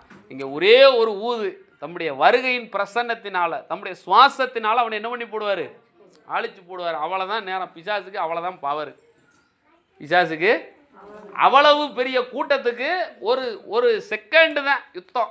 அந்த ஒரு செகண்டுக்கு பல வருஷமாக யார் ப்ரிப்பேர் பண்ணுறது சொல்லுங்க? சாத்தான் பல வருஷமாக யுத்தத்துக்கு ரெடி பண்ணுறான். பார்த்துக்கோங்க. பல வருஷமாக அவனுடைய கூட்டாளிகளை ஃபுல்லாக என்ன பண்ணுறான்? நல்லா விக்கிர ஆராதனை பண்ணு, நல்லா பேய்களை கும்பிடு, நல்லா வணங்கு, ஏசுநாதரை பற்றி இந்த காதலே வாங்கிக்கிறாத, அதை பற்றி சொன்னால் காதை பொத்திக்கோ, ஆண்டவரை பற்றி சொல்கிறவங்கள ஃபுல்லாக அடி கொல்லு உத அப்படின்னு இந்த காதை பொத்த வச்சு இவனுக்குன்னு ஒரு பெரிய கூட்டத்தை என்ன பண்ணுறான்? உண்டாக்குறான். எவ்வளவோ தீர்க்கதரிசிங்க வந்து அவங்களுக்கு சொல்லி பார்த்துட்டாங்க. ஆனாலும் வெளிப்படுத்தின விசேஷத்தில் இருக்குது. அவங்க பேய்களையும் விக்கிரகங்களையும் விட்டு என்ன பண்ணலை? மனம் திரும்பவே இல்லை. படிச்சிருக்கீங்களா? அது தங்களுடைய பேய்களையும் விக்கிரகங்களையும் கையின் கிரியைகளையும் விட்டு என்ன பண்ணலை? மனம் திரும்பவே இல்லை. அந்த கூட்டம் தான் யார் கூட்டம்? பிசாசுக்குன்னு இருக்கிற கூட்டம். திருந்தவே மாட்டான். நீங்கள் சொல்லுவீங்க என்னடா இவன் திருந்தவே மாட்டாங்க அப்படின்னு. இந்த கூட்டமெல்லாம் யார் கூட்டம்? நம்ம பிசாசு கூட்டம்னு உங்களுக்கே தெரிஞ்சிடும். ஆனால் நித்திய ஜீவனுக்காக நியமிக்கப்பட்டவங்க ரட்சிக்கப்படுவாங்க. அல்லேலூயா. நித்திய ஜீவனுக்காக நியமிக்கப்பட்டவங்க என்ன பண்ணப்படுவாங்க? ரட்சிக்கப்படுவாங்க. கர்த்தர் அவங்களை எடுத்துக்கொள்வார். நாம் யுக யுகமாக யார் கூட இருப்போம்? கர்த்தரோடு கூட இருப்போம். மணவாட்டியை அங்கே விட்டுட்டு தான் மணவாளன் எங்கே வராரு? பூமிக்கு. ஆமாம், பூமிக்கு வராரு. யாரை பார்க்கறதுக்கு வராரு சொல்லுங்கள்? யார் கூட சண்டை போடுறதுக்கு வராரு? இந்த பிசாசு கூட அந்த ஒரு நாள் யுத்தத்துக்காண்டி வராரு. வந்து அதம் பண்ணுறாரு. அதம் பண்ணி முடித்ததுமே பிசாசு, அந்தி கிறிஸ்து, அவனை சேர்ந்த கூட்டமெல்லாம் எங்கே போய் விழுவுது? நரகத்தில் போய் விழுவுது. நரகத்தில் போய் விழுந்ததுமே ஆண்டவர் என்ன பண்ணுறாரு? இந்த முந்தின வானமும் இந்த முந்தின பூமியும் காணாமல் படாமல் போயிடும். அதுக்கப்புறம் ஆண்டவர் எந்த வானத்தை உண்டாக்குவார்? புதிய வானத்தையும் புதிய பூமியை உண்டாக்குவார். இந்த புதிய பூமியை பார்த்ததுமே மணவாட்டி அங்கேருந்து எங்கே வருது? பூமியை நோக்கி வருது. Price the Lord. ஹல்லேலூயா. மணவாளனுக்காக அலங்கரிக்கப்பட்ட அந்த பரம எருசலேம் எங்கேருந்து வருது? அதான பாட்டு பாடுதான். பரம எருசலேமே பரலோகம் விட்டிறங்குதே அழகான மணவாட்டியாய். அழகாக அவ்வளோ அழகாக நம்ம ஜொலிப்போம். அங்கேருந்து கீழே இறங்கி வருவோம். இங்கேருந்து அங்கே போகல ஆண்டவர். ரெண்டாம் வருகைக்கு அங்கேருந்து எங்கே வராரு? பூமிக்கு வராரு. பூமிக்கு வந்தவர் மறுபடியும் எங்கே போகலை? மேலே போகலை. நாம தான் எங்கேருந்து வரோம்? இவர் எல்லாம் ரெடி பண்ணிட்டு உங்களுக்காக எல்லாத்தையும் புதிய வானம் புதிய பூமி ரெடி பண்ணிட்டு மணவாட்டியை கூப்பிட்றாரு. இப்போ நம்ம அங்கேருந்து என்ன பண்ணுறோம்? இறங்கி வந்து யுக யுகமாக யார் கூட இருக்க போகிறோம்? கர்த்தரோடு கூட இருக்க போகிறோம். அதுதான் வெளிப்படுத்தின விசேஷம். Praise the Lord. ஹல்லேலூயா. அப்போ இந்த கர்த்தருடைய நாள் ரொம்ப முக்கியமானது. இந்த நாள் எப்படிப்பட்டதாக இருக்குமா? அடுத்து வாசிங்க. இது அவைகளுக்கு முன்னாக அக்கினி பட்சிக்கும். கர்த்தருடைய நாளுக்கு முன்னாடி அக்கினி என்ன பண்ணும்? பட்சிக்கும். ஜுவாலை எரிக்கும். தேதேன் தோட்டத்தை போலவும் பாலான வனாந்தரத்தை போலவும் இருக்கும். ஒன்று வந்து இது நேபுகாத் நேச்சாரனுடைய ஒரு அடையாளத்தையும் சொல்லுது ஒரு இடத்துல. இன்னொரு இடத்துல இது இயேசு கிறிஸ்துவினுடைய யுத்தத்தை பற்றியும் இது சொல்லப்பட்டிருக்கு. Praise the Lord. ஹல்லேலூயா. நல்லா கவனிங்க. ஒன்று வந்து இந்த கர்த்தருடைய நாள்னு சொல்லும் பொழுது ரெண்டு காரியத்தை ஒன்று மனசில் வச்சு சொல்கிறாரு யோவேலு. ஒன்று வந்து நேபுகாத் நேச்சாரனுடைய அந்த அடையாளத்தை பற்றி சொல்கிறாரு. அவன் வரும்பொழுது இப்படித்தான் இருக்கும். நேபுகாத் நேச்சார் வரும்போது எப்படி இருக்கும்? ஏன்னா அந்த பூமியிலேயே மிகப்பெரிய ராஜாவாக ஆண்டவர் யாரை வச்சுருந்தாருன்னா அந்த நேபுகாத் நேச்சாரை வச்சுருந்தார். தானியேல் தீர்க்கதரிசி சொல்லும்போது கூட உம்முடைய தலை எப்படி இருந்தது? பொன்னாக இருந்தது அப்படிங்க. அப்போ இந்த நேபுகாத் நேச்சாரனுடைய ஆட்சி காலம் பொன்னான ஆட்சி காலம். Praise the Lord. ஹல்லேலூயா. ஒரு நல்ல அரசன் ரட்சிக்கப்பட்டதுக்கு அப்புறம். ஆனால் நேபுகாத் நேச்சார் படையெடுத்து வந்தாம்னா அவனுடைய திரள் சேனையை பார்த்து மற்ற நாடுகளெல்லாம் பயந்து அவங்ககிட்ட சரண்டர் ஆயிரும். அவங்ககிட்ட சரண்டர் ஆகாமல் விட்டுட்டா அவங்க ரெண்டு கண்ணை என்ன பண்ணிடுவான்? தோண்டிடுவான். சொல்லுவாங்களா சாமி கண்ணை குத்திரும்னு. நெசமாவே நேபுகாத் நேச்சார் எதை குத்துவான்? கண்ணை குத்துவான். சிதேக்கியாவை கூட்டு போய் என்ன பண்ணான்? ரெண்டு கண்ணையும் பிடுங்கிட்டான். அவன் வேலையே அதுதான். அவங்ககிட்ட ஒழுங்காக சரண்டர் ஆகிட்டாங்கன்னா கண்டுக்கிற மாட்டான். சரண்டர் ஆகாமல் இடக்கு முடக்கு பண்ணி ஏமாற்றிக்கிட்டு இருந்தாங்கன்னா என்ன பண்ணிடுவான்? நெசமாவே இவன் கண்ணை குத்திடுவான். அப்படிப்பட்ட ஆள் தான் யார்? இந்த நேபுகாத் நேச்சார். இவன் போனாம்னா இவன் போகிறதுக்கு முன்னாடி அந்த ஊரே வந்து ஏதேன் மாதிரியா இருக்கலாம். ஆனால் இவன் போயிட்டு பின்னாடி எப்படி ஆயிரும்? வனாந்தரமாக்கி விட்டுட்டு போயிடுவான். இவன் கூட்டம் போய் இறங்கிட்டு போச்சுன்னா என்ன ஆயிரும்? ஆமாம், புல்லு பூண்டு கூட முளைக்க முடியாத அளவுக்கு அந்த ஊரவே எரிச்சு போட்டு போயிடுவான். அவ்வளோ பெரிய படைகள் இவங்ககிட்ட இருந்துச்சு. அது மாதிரியா தான் யாருடைய நாள் இருக்குமா? கர்த்தருடைய நாள் இருக்கும். ஹல்லேலூயா.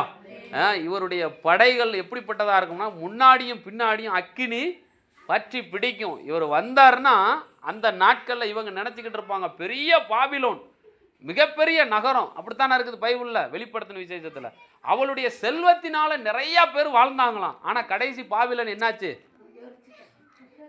நீங்கள் வாசிச்சிருக்கீங்களா? மகா பாபிலோன் விழுந்தது விழுந்தது விழுந்தது. மகா பாபிலோன் என்ன பண்ணுது? விழுந்தது. ஏன் விழுந்தது? யாருடைய நாள் சமீபமாயிருச்சு? கர்த்தருடைய நாள். இவர் வர்றதுக்கு முன்னாடி வேணா பாபிலோன் ஏதேனும் மாதிரி ஏமாத்திக்கிட்டு இருக்கலாம். ஆனால் இவர் வந்ததுக்கப்புறம் பாபிலோன் என்னாகும்? விழுந்து போகும். ஹல்லேலூயா. இது நேபுகாத் நேச்சாருக்கு அடையாளமாக ஒரு பக்கம் இயேசு கிறிஸ்துவுக்கு அடையாளமாக சொல்லப்பட்ட ஒரு தீர்க்க தரிசனம். அதுக்கப்புறம் 4வது வசனம். அவைகளின் சாயல் எப்படிப்பட்ட சாயலாக இருந்ததான்? குதிரைகளின் சாயலை போல இருந்தது. இயேசு கிறிஸ்து அங்கேருந்து வரும்போது வெள்ளை குதிரையில் வருவார் அப்படிங்காங்கல்ல. உண்மையாகவே நம்ம பூமியில் இருக்கிற வெள்ளை குதிரை மாதிரியா இருக்குமான்னு கேட்டால் ஆமாம் இருக்கும். ஆனால் அந்த சாயலில் இருக்கும். எப்படி இருக்கும்? அந்த சாயலில் இருக்கும். ஆனால் ஒரிஜினல் குதிரையா இவன் ரத்தமெல்லாம் இருக்குமான்னு கேட்டால் இருக்காது. அவங்களுடைய அந்த குதிரைகள் வந்து எப்படி இருக்குமா? சாயலை போல இருக்கும். அதுக்கப்புறம் அதுவே குதிரை போல ஓடும். அதுக்கப்புறம் ரதங்களின் இரைச்சலை போலவும் இரைச்சலை போலவும்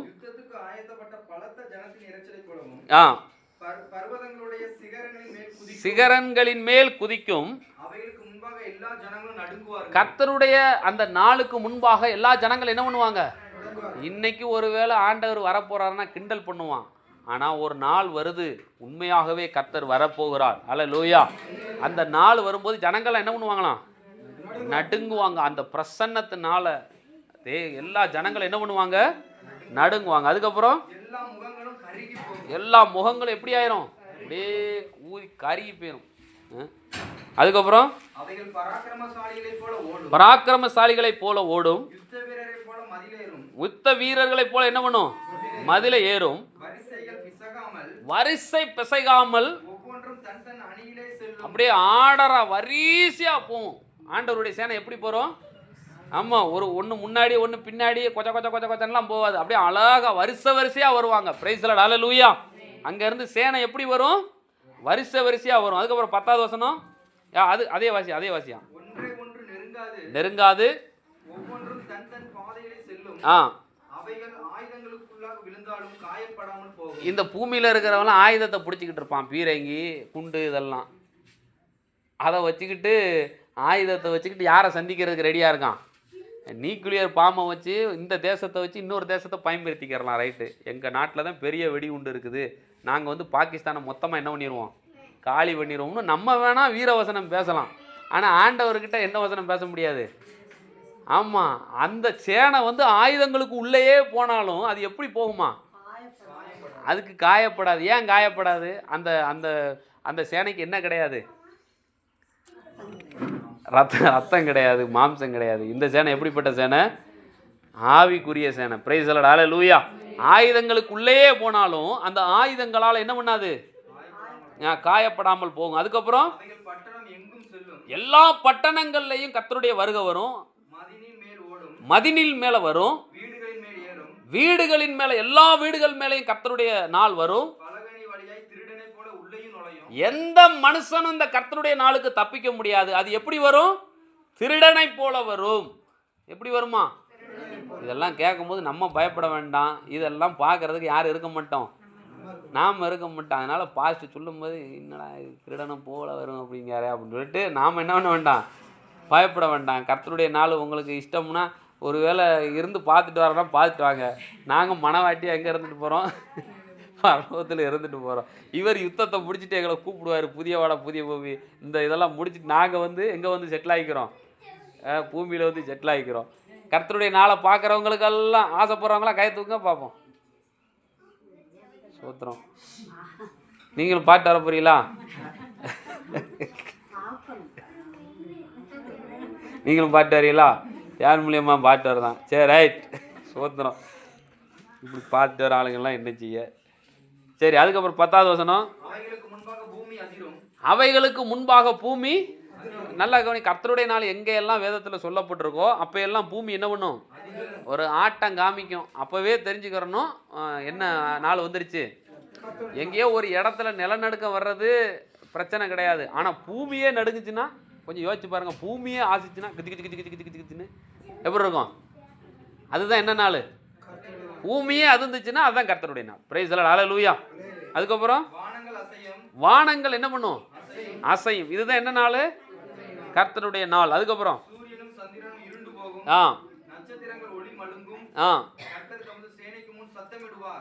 கர்த்தர் தமது சேனைக்கு முன்பாக என்ன பண்ணுவார்? சத்தமிடுவார். அல்லேலூயா. கர்த்தருடைய பாளையம் எப்படிப்பட்டது? கர்த்தருடைய சேனை எப்படிப்பட்டது? மகா பெரியது. இப்பவும் சொல்றேன், அந்த சேனை நம்மோடு கூட இருக்கிறது. எலிசா சொன்னார் பாத்தீங்களா, அவர்களோடு இருக்கிறவர்களை காட்டிலும் நம்மோடு இருக்கிறவர்கள் அதிகம். ஹல்லேலூயா. உங்களுக்கு தெரியாது, உங்க ஆவிக்குரிய கண்ணு தெரிந்துச்சுன்னா உங்களை சுற்றி ஒரு மிகப்பெரிய சேனை இருக்கும். ஒரு மிகப்பெரிய சேனை இருக்கும் உங்களுடைய பாதுகாப்புக்கு. கர்த்தரை தேடுகிறவருக்கு வேதம் சொல்லுகிறது, கர்த்தருக்கு பயந்தவர்களுக்கு அவர் எப்படி பாளையமிடுறாராம்? அவர்களை சூழ பாளையமிடுறாராம். பாளையம்னா என்ன தெரியுமா? இராணுவம். பாளையம்னா என்னது? இராணுவம், வேற ஒன்றும் கிடையாது. பாளையம்னா ஒரு பெரிய இராணுவம். ஆண்டவருக்கு பயந்தவங்களுக்கு எப்படி கொடுக்குறாராம்? கொஞ்சம் பயப்படாமல் அப்படியே சீவிச்சு இருந்தா செத்தா போதும்னு வாழ்ந்தோம்னா அவங்களுக்கு ஆண்டவர் இந்த லாசர் மாதிரியா இருந்துட்டு, ஆண்டவரே ஒருத்தனுக்கும் நான் ஆசீர்வாதமாக இருக்க போகிறது கிடையாது, ஆண்டவரை ஏற்றுக்கிட்டேன், ஏதோ கஞ்சி கிடச்சா குடிக்கிறேன்னா எவனா எச்சிச்சோறு கொடுத்தா சாப்பிட்டுட்டு பேசாமல் இருக்கும் அப்படின்னா, அப்படிப்பட்ட ஆளுக்கு ஒரு தேவத்துவம் தான் வருவான். எத்தனை தேவத்துவம்? ஏன்னா பரதாபம் வந்து ஒரு தேவத்துவம் தான் வருவான். கூப்பிட்டுட்டு என்ன பண்ணுவான்? போவான். எலிசா மாதிரி ஆளுங்களுக்கு எத்தனை தேவத்துவம் இருப்பான்? ஆமாம், கண்ணை திறந்து வரப்பா அப்படின்னு பார்த்தா எலிசா வச்சுட்டு எப்படி இருக்குது? ஒரு பெரிய சேனை இருக்குது. உங்களுக்கு சேனை வேணுமா? இல்லை ஐயா ஏதோ ஒருத்தர் தூதனை அனுப்பி விடுங்க போதும் அப்படின்னு நினைக்கலாம். உங்களுக்கு என்ன வேணும்? சேனை வேணும். அப்போ யாருக்கு பயப்படணும்? கர்த்தருக்கு பயந்தீங்கன்னா உங்களுக்கு ஒரு பெரிய பாளையம் உண்டு. அல்லேலூயா. சரி, அதுக்கப்புறம் அவருடைய வார்த்தையின்படி செய்கிறதற்கு தேவனுடைய சேனை எதன்படி செய்யுமா? அப்போ வார்த்தையை நீங்கள் பேசிக்கிட்டு இருந்தீங்கன்னா அந்த வார்த்தையை கர்த்தருடைய சேனை செய்வாங்க. தூதர்களுடைய வேலை என்ன தெரியுமா? நீங்கள் வசனத்தை பேசும்பொழுது அந்த வசனத்தை எடுத்துட்டு போயிட்டு அதை உங்கள் வாழ்க்கையில் நிறைவேற்றுவாங்க. அதுக்கு தான் நீங்கள் வாயை திறந்து அவிசுவாசமாக என்ன பண்ணக்கூடாது? பேசக்கூடாது. நீங்கள் சொல்லணும், இயேசுவின் நாமத்தினால கர்த்தர் என்ன கீழாயிராம எப்படி வச்சிருக்கிறாரு? மேலா வச்சிருக்கிறாருன்னு சொன்னதுமே இந்த தூதருங்க அந்த வார்த்தையை எடுத்துட்டு போயிட்டு அப்படியே செய்வாங்க. உங்களை உயர்த்துறதுக்கு என்ன செய்யணுமோ அந்த தூதர்கள் செய்வாங்க. ஏன்னா இந்த சேனை எப்படிப்பட்ட சேனை? அவருடைய வார்த்தையின்படி செய்கிறதற்கு எப்படிப்பட்டது? வல்லமையுள்ள சேனை. அல்லேலூயா. தேவ தூதர்கள் எதன்படி செய்வாங்க? மறுபடியும் சொல்லுங்க, தேவ தூதர்கள் எதன்படி செய்வாங்க? அப்போ வார்த்தையை பேசினா தேவ தூதர்கள் அதன்படி செய்வாங்க. அதுக்கு வல்லமை அவங்களுக்கு கொடுக்கப்பட்டிருக்கு, வேற எதுக்கும் கிடையாது. நம்ம சர்ச்சில் தொடர்ந்து வசனத்தைவே பேசிக்கிட்டு இருந்தோம்னா தூதர்கள் அந்த வசனத்தை தூக்கிட்டு போயிட்டு அந்த வசனத்தின்படியே என்ன பண்ணுவாங்க? செஞ்சுக்கிட்டே இருப்பாங்க. நான் சொல்கிறேன், போதாண்டவரே சும்மா ஒரு 4 விசுவாசி வச்சுட்டு பரலோகம் கொண்டு போய் சேர்த்தம்மா, அதோட என் ஊழியத்தை நிப்பாட்டிக்கிறேன், நமக்கு அப்புறம் எவன் ஊழியம் செஞ்சான்னா செய்யாட்டினான்னு அப்படின்னு சொன்னோம்னா அந்த தேவத்தை தான் நம்மளை காரி துப்புவாங்க கண்டிப்பாக. கர்த்தர் நம்மளுக்கு என்ன வச்சிருக்கிறார்? வார்த்தையின்படி செய்யக்கூடிய வல்லமையுள்ள தூதர்களை வச்சிருக்கிறார். Praise the Lord. ஹல்லேலூயா. அந்த தூதர்கள் வார்த்தையின்படி என்ன பண்ணுவாங்க? செய்வாங்க. நீங்கள் சொல்லணும், கிழக்கு மேற்கு தெற்கு வடக்கிலிருந்து ஜாதிகள் புறப்பட்டு வருவார். அப்படி சொன்னீங்கன்னா அந்த தூதர்கள் அந்த வார்த்தை என்ன பண்ணிக்கிடுவான்? எடுத்துக்கிடுவான். எடுத்துட்டு போயிட்டு எங்கேயோ இருக்கிற ஆளு போய் தண்டவாளத்தில் போய் தலையை கொடுத்துட்டு சாவறதுக்கு இருப்பான். அவனை தேவ தூதன் கொண்டு வந்து எங்கே கொண்டு வந்து விடுவான்? ஆமாம், அவனுக்கு தெரியாது. உங்கள் உருவத்திலே கொண்டு போய் என்ன பண்ணுவான்? அவனை கூட்டு வந்து விட்டுட்டு போயிடுவான். அந்த பிரதர் வந்தாப்புலையா அப்படின்னு பார்த்தா அந்த பிரதர் கிடையாது, தேவ தூதன் அவனை காப்பாற்றி எங்கே கூட்டு வந்திருப்பான்? சபையை கூட்டு வந்திருப்பான். இதெல்லாம் நடக்கும். அல்லேலூயா. நடக்குமா நடக்காதா? ஆமாம். ஆனால் நம்ம எதை பேசணும்? வார்த்தையை பேசணும். நம்ம குடும்பத்தின் மேலே வசனத்தை அறிக்கை பண்ணணும். பிள்ளைகள் மேலே வசனத்தை அறிக்கை பண்ணணும். ஏன்னா நமக்கு ஒரு சேனையை ஆண்டவர் கொடுத்துருக்கிறாரு. அந்த சேனை வார்த்தையின்படி செய்கிறதற்கு எப்படிப்பட்டது? வல்லமை உள்ளது. அல்லேலூயா. அதுக்கப்புறம் கர்த்தருடைய நாள், அந்த கடைசி நாள் எப்படிப்பட்டதா இருக்குமா? பெரிதும் பயங்கரமா இருக்கும். அதுக்கப்புறம் அதை எந்த மனுஷனாலும் என்ன பண்ண முடியாது? சகிக்க முடியாது. நாமளே சகிக்க முடியாது உண்மையை சொல்ல போனா. ஏன்னா நாம இங்கே இருக்க போறது கிடையாது. அதுக்கு தான் ஆண்டவர் என்ன பண்ணியிருந்தாரு? இந்த கொடுமையெல்லாம் பார்க்கக்கூடாதுன்னு நமக்கு பரலோகத்தில் கொண்டு போய் மனவாட்டியா மேலவே வச்சிருந்தாரு. அதுக்கப்புறம் இப்பொழுது உபவாசத்தோடும் அழுகையோடும் புலம்பலோடும் முழு இருதயத்தோடும் ஹல்லேலூயா அந்த கர்த்தருடைய நாளுக்கு தப்புறதுக்கு ஆண்டவர் ஒரு ஆலோசனை சொல்றாரு. என்ன ஆலோசனை சொல்றாருன்னா, உபவாசத்தோடும் அழுகையோடும் புலம்பலோடும் முழு இருதயத்தோடும் கர்த்தரிடத்துல என்ன பண்ணணுமா? திரும்புங்கள் அப்படிங்க. கர்த்தருடைய நாள் எவ்வளவு பேர் தப்பிக்கிறதுக்கு விரும்புறீங்க? நாம தப்பிச்சிருவோம், கண்டிப்பா தப்பிச்சிருவோம். இயேசுவை ஏற்றுக்கொண்டாச்சு. ஆனா முக்கியமா இந்த வசனம் யாருக்காக எழுதப்பட்டது அப்படின்னா, பின்மாற்றக்காரர்களுக்கு முக்கியமா எழுதப்பட்டது. கர்த்தரை விட்ட ஆட்களுக்கு, ஒரு கொடூரமான ஆட்களுக்கு, ஒரு மனச்சாட்சி இல்லாத ஆட்களுக்கு இது எழுதப்பட்ட சம்பவம். இப்போ நினிவேயில் இருக்கிறவன் எப்படிப்பட்டவனா? மோசமானவன். பைபிளில் இருக்குது பார்த்தீங்களா? அவன் வலது கைக்கும் இடது கைக்கும் என்ன தெரியாது? வித்தியாசம் தெரியாது. அதனுடைய அர்த்தம், ஐயோ பாவம் போல்கோ, ஏதோ பச்சபாதம் உள்ள ஆட்கள் அப்படின்னு நினைப்போம். நீங்கள் நினிவே ஹிஸ்ட்ரியை போய் அசீரியர்களுடைய வரலாறு அப்படின்னு அடித்து பார்த்தீங்கன்னா வரும். உலகத்திலேயே வலது கை இடது கை ரெண்டாக வெட்டிடுவான். வெட்டிட்டு காலையும் வெட்டிடுவான், 2 காலையும். இந்த முட்டுக்கு கீழே இருக்கிற 2 காலையை வெட்டிட்டு நல்லா ஊசியான கம்பெடுத்து ஒரு குத்து நெஞ்சில் குத்தி அப்படியே செவத்தில் நிப்பாட்டிடுவான். அப்படி துடிக்கிற வரைக்கும் பார்த்துக்கிட்டு இருப்பான். அதுக்கு தான் ஆண்டவர் சொன்னார், வலது கைக்கும் இடது கைக்கும் வித்தியாசம் தெரியாமல் வெட்டுறாள். நம்ம அந்த வசனத்தை படிக்கும்போது அப்புறாணி போல்கோ, வலது கைக்கும் இடது கைக்கும் என்ன தெரியாது? அவனுக்கு உண்மையாக வித்தியாசம் தெரியாது. 2 கையுமே என்ன பண்ணிடுவான்? வெட்டிடுவான். வெட்டிட்டு அவன் துடிக்கிற வரைக்கும் பார்த்து ரசிப்பான். இப்படிப்பட்ட கூட்டம் தான் யாரு? இந்த நினிவே கூட்டம். அப்போ அந்த கூட்டம் எப்படி மனம் திரும்புச்சு? அழுகையோடும் உபவாசத்தோடும். ஒரு மிருகங்கள் கூட என்ன பண்ணல? தண்ணி குடிக்க விடல, ஆடு மாடுகளையும் பட்டினி போட்டுட்டான். 50 பேரும் திரும்பி மனம் திரும்பினதுனால ஆண்டவர் என்ன பண்ணாரு? நினிவே பட்டணத்தை அழிக்கல.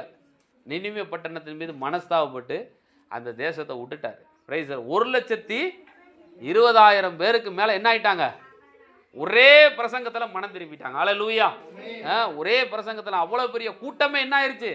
மனம் திரும்பி. இப்படிப்பட்ட கடினமான ஆட்களுக்கு தான் ஆண்டவர் சொல்றாரு, என்ன எடு? உபவாசம் எடு. அதுக்கப்புறம் என்ன ஆகு? அழுகையோடு புலம்பலோடு முழு இருதயத்தோட யாரை தேடு?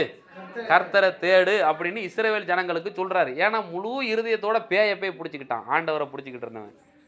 முழு இருதயத்தோட பேய்களுக்கு போய் படையல் வைக்கிறான், போஜன பலி செலுத்தான், பான பலி செலுத்துறான், எல்லாத்தையுமே பிசாசுக்கு செய்கிறான். அப்போ ஆண்டவர் சொல்றாரு, நீ இப்போ மனம் திரும்பி வர்றதுன்னா லேசான காரியம் கிடையாது. ஏன்னா பைபிள் இருக்கு, ஒரு தர பரிசுத்தாவியை பெற்று பரமைவை பெற்று ருசி பார்த்துனா மறுபடியும் அவர்களை புதுப்பிப்பது கூடாத காரியம். அப்படின்றப்போ ஒரு தர ஆண்டவர்கிட்ட வந்துட்டு மறுபடியும் பின்னாடி பேய்கிட்ட போயிட்டோம்னா மறுபடியும் ஆண்டவர்கிட்ட வர்றது ரொம்ப கஷ்டம். அப்படி ஒருவேளை ஆண்டவர்கிட்ட ஒருத்தன் வர்றதா இருந்தால் எப்படி மனம் திரும்பணுமா? அழுகையோடும் புலம்பலோடும் உபவாசத்தோடும் கர்த்தருடைய சமூகத்தில் தாழ்த்தி, ஆண்டவரே இதனால தான் எனக்கு வந்துச்சு. ஏன்னா பைபிளில் இருக்க பின்மாற்றமாக போயிட்டோம்னா, பைபிளில் இருக்க அந்நிய தேவர்களை நாடுகிறவர்களுக்கு என்ன உண்டு? நல்லா பெருகிக்கிட்டே இருக்கும். பெருகும் பொழுதே அவனுக்கு என்ன வரணும்? புத்தி வரணும். அப்பா விட்டுட்டு போன அந்த இளைய குமாரனுக்கு என்ன ஆச்சு? வாழ்க்கை நல்லா இருந்ததா? என்ன மேய்க்க போனான்? கடைசியா பன்னி மேய்க்க போனான். அதுக்கப்புறம் பன்னி மேய்க்க போகும்போது கூட அறிவு இல்லை. கடைசி அவனுக்கு எது வரும்போது அறிவு வருது? அசி வந்து அப்படியே கண்ணை கட்டுது. என் தகப்பனுடைய வீட்டில் நல்ல ஆகாரம் உண்டு, நான் எப்படி இருக்கேன்? பன்னிக்கு போடுற தவிட்டை சாப்பிட்றதுக்கு கர்த்தரை விட்டுட்டு போனால் பன்னி தவிடு கூட கிடைக்காது. பின்மாற்றமாக போனால் என்ன கிடைக்காது? பன்னி தவிடு கூட கிடைக்காது. முழு இருதயத்தோட கண்ணீரோட கூட யாருக்கிட்ட வாரான்? சொல்லுங்க, அப்பா கிட்ட வர. ஆண்டவர் அதைத்தான் எதிர்பார்க்குறாரு. இந்த இடத்துல நீங்கள் அழுகையோடும் புலம்பலோடும் முழு இருதயத்தோடும் யாருக்கிட்ட வாங்க? கர்த்தர் இடத்துல வாங்க. பின்மாற்றமாக போனீங்கள, போயிட்டு அவஸ்தை அவதரிச்சில, உன் தேசம் வனாந்தரமாயிருச்சுல்ல, கையிட்டு செய்கிற பிரயாசங்கள்லாம் சபிக்கப்பட்டு போயிருச்சுல்ல, எல்லாம் நாசமாக போயிருச்சுல்ல, வனாந்தரம் வயல்வெளி ஆகி போச்சு, வயல்வெளி வனாந்தரம் ஆகி போச்சுல்ல, எல்லாமே கண்ணு பார்க்குற இடமெல்லாம் தீஞ்சு போய் கிடக்குது. விதை போட்டால் என்ன பண்ண மாட்டாங்க? முளைக்க மாட்டாங்க. சூரியன் அடித்து அந்த தீயிலே மக்கி போச்சு. இவ்வளவு பெரிய பின்மாற்றத்தின் ஆய் வந்ததுனால இவ்வளவு காரியம் நடந்துச்சுல்ல. இப்போனாலும் என்ன வேணும்? நம்மளுக்கு அறிவு வேணும். ஆண்டவரே என்னைய மன்னிங்கப்பா அப்படின்னு சொல்லிட்டு அந்த முழு இருதயத்தோட யாருக்கிட்ட வர சொல்றாரு? கர்த்தரிடத்துல வர சொல்றாரு. சரி, முழு இருதயத்தோட வரும்போது அதுக்கப்புறம் நீங்கள் உங்கள் வஸ்திரங்களை அல்ல, வஸ்திரத்தை கிழிக்கிறது ஈஸி. வஸ்திரத்தை அப்படியே சின்ன பிள்ளைங்க பார்த்துருக்கீங்களா? எதுனா வாங்கி கொடுக்காட்டா என்ன பண்ணிடுவான்? சட்டையை கிழிச்சு போட்டு தரையில் என்ன பண்ணுவான்? கரகரன்னு விழுவான். வஸ்திரத்தை கிழிக்கிறது ரொம்ப ஈஸி. ஆனால் வஸ்திரத்தில் எதை கிழிக்கணுமா? உங்கள் இருதயத்தை கிழிக்கணும். ஆண்டவர் நொறுங்குண்டதும் நறுங்குண்டதுமான இருதயத்தை என்ன பண்ண மாட்டார்? புறக்கணிக்க மாட்டார், தள்ள மாட்டார். ஒரு மனுஷன் நொறுங்கிட்டானா, நறுங்குண்டவன் ஆயிட்டானா, கர்த்தர் அவனை என்ன பண்ண மாட்டார்?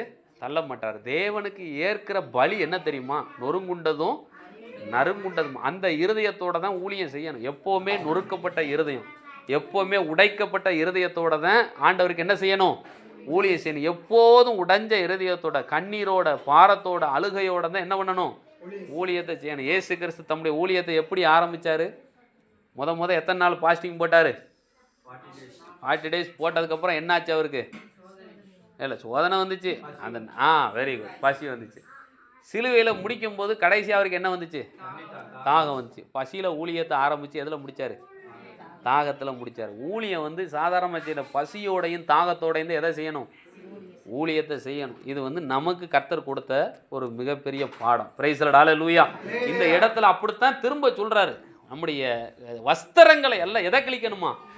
இருதயத்தை கிழிக்கணும். இருதயத்தை கிழிச்சு கர்த்தரிடத்துல திரும்பணும்.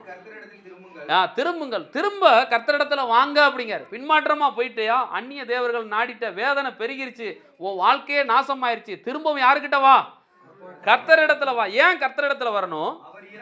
அவர் இரக்கமும் மன உருக்கமும் நீடிய சாந்தமும் மிகுந்த கிருபையுள்ளவர். ஹல்லேலூயா. கர்த்தர் ஏன் கர்த்தரிடத்துல வரணும்? ஒரு மனுஷன் ஏன் கர்த்தரிடத்துல மனம் திரும்பணும்? அவர் மிகவும் நல்லவர். அவர் இரக்கம் உள்ளவர், மனதுருக்கம் உள்ளவர், நீடிய சாந்தம் உள்ளவர், கிருபை உள்ளவர். அதனாலதான் ஆண்டவர் என்ன திரும்ப சொல்றாரு? ஆமா, நிறைய பேர் மனம் திரும்பி வந்துட்டா ஆண்டவர் நமக்கு விரோதியா தெரிவார் நினைக்க வேண்டாம். மனம் திரும்பி வந்துட்டா ஆண்டவர் நமக்கு எப்படி தெரியவாராம்? இரக்கம் உள்ளவரா தெரிவார். அந்த மகன் ஓடி வாரான் அப்பா கிட்ட, தகப்பனே நான் பரத்துக்கு விரோதமாகவும் உமக்கு விரோதமாக என்ன செஞ்சிட்டேன்? நான் பாவம் செய், இனிமே நான் உங்களுடைய குமாரன் என்று சொல்லிக்கிறது கூட எனக்கு என்ன கிடையாது, தகுதி கிடையாதுன்னு சொன்னமே. அந்த தகப்பன் அதை கேட்டுக்கிட்டு, ஆமாப்பா நீ புள்ள இல்லப்பா அப்படின்னு சொன்னானா, அவன் இப்போ ஒன்றுமே பேசலை. அவன் தகப்பன் என்ன பண்ணா? கட்டி அணைச்சான். ஹல்லேலூயா.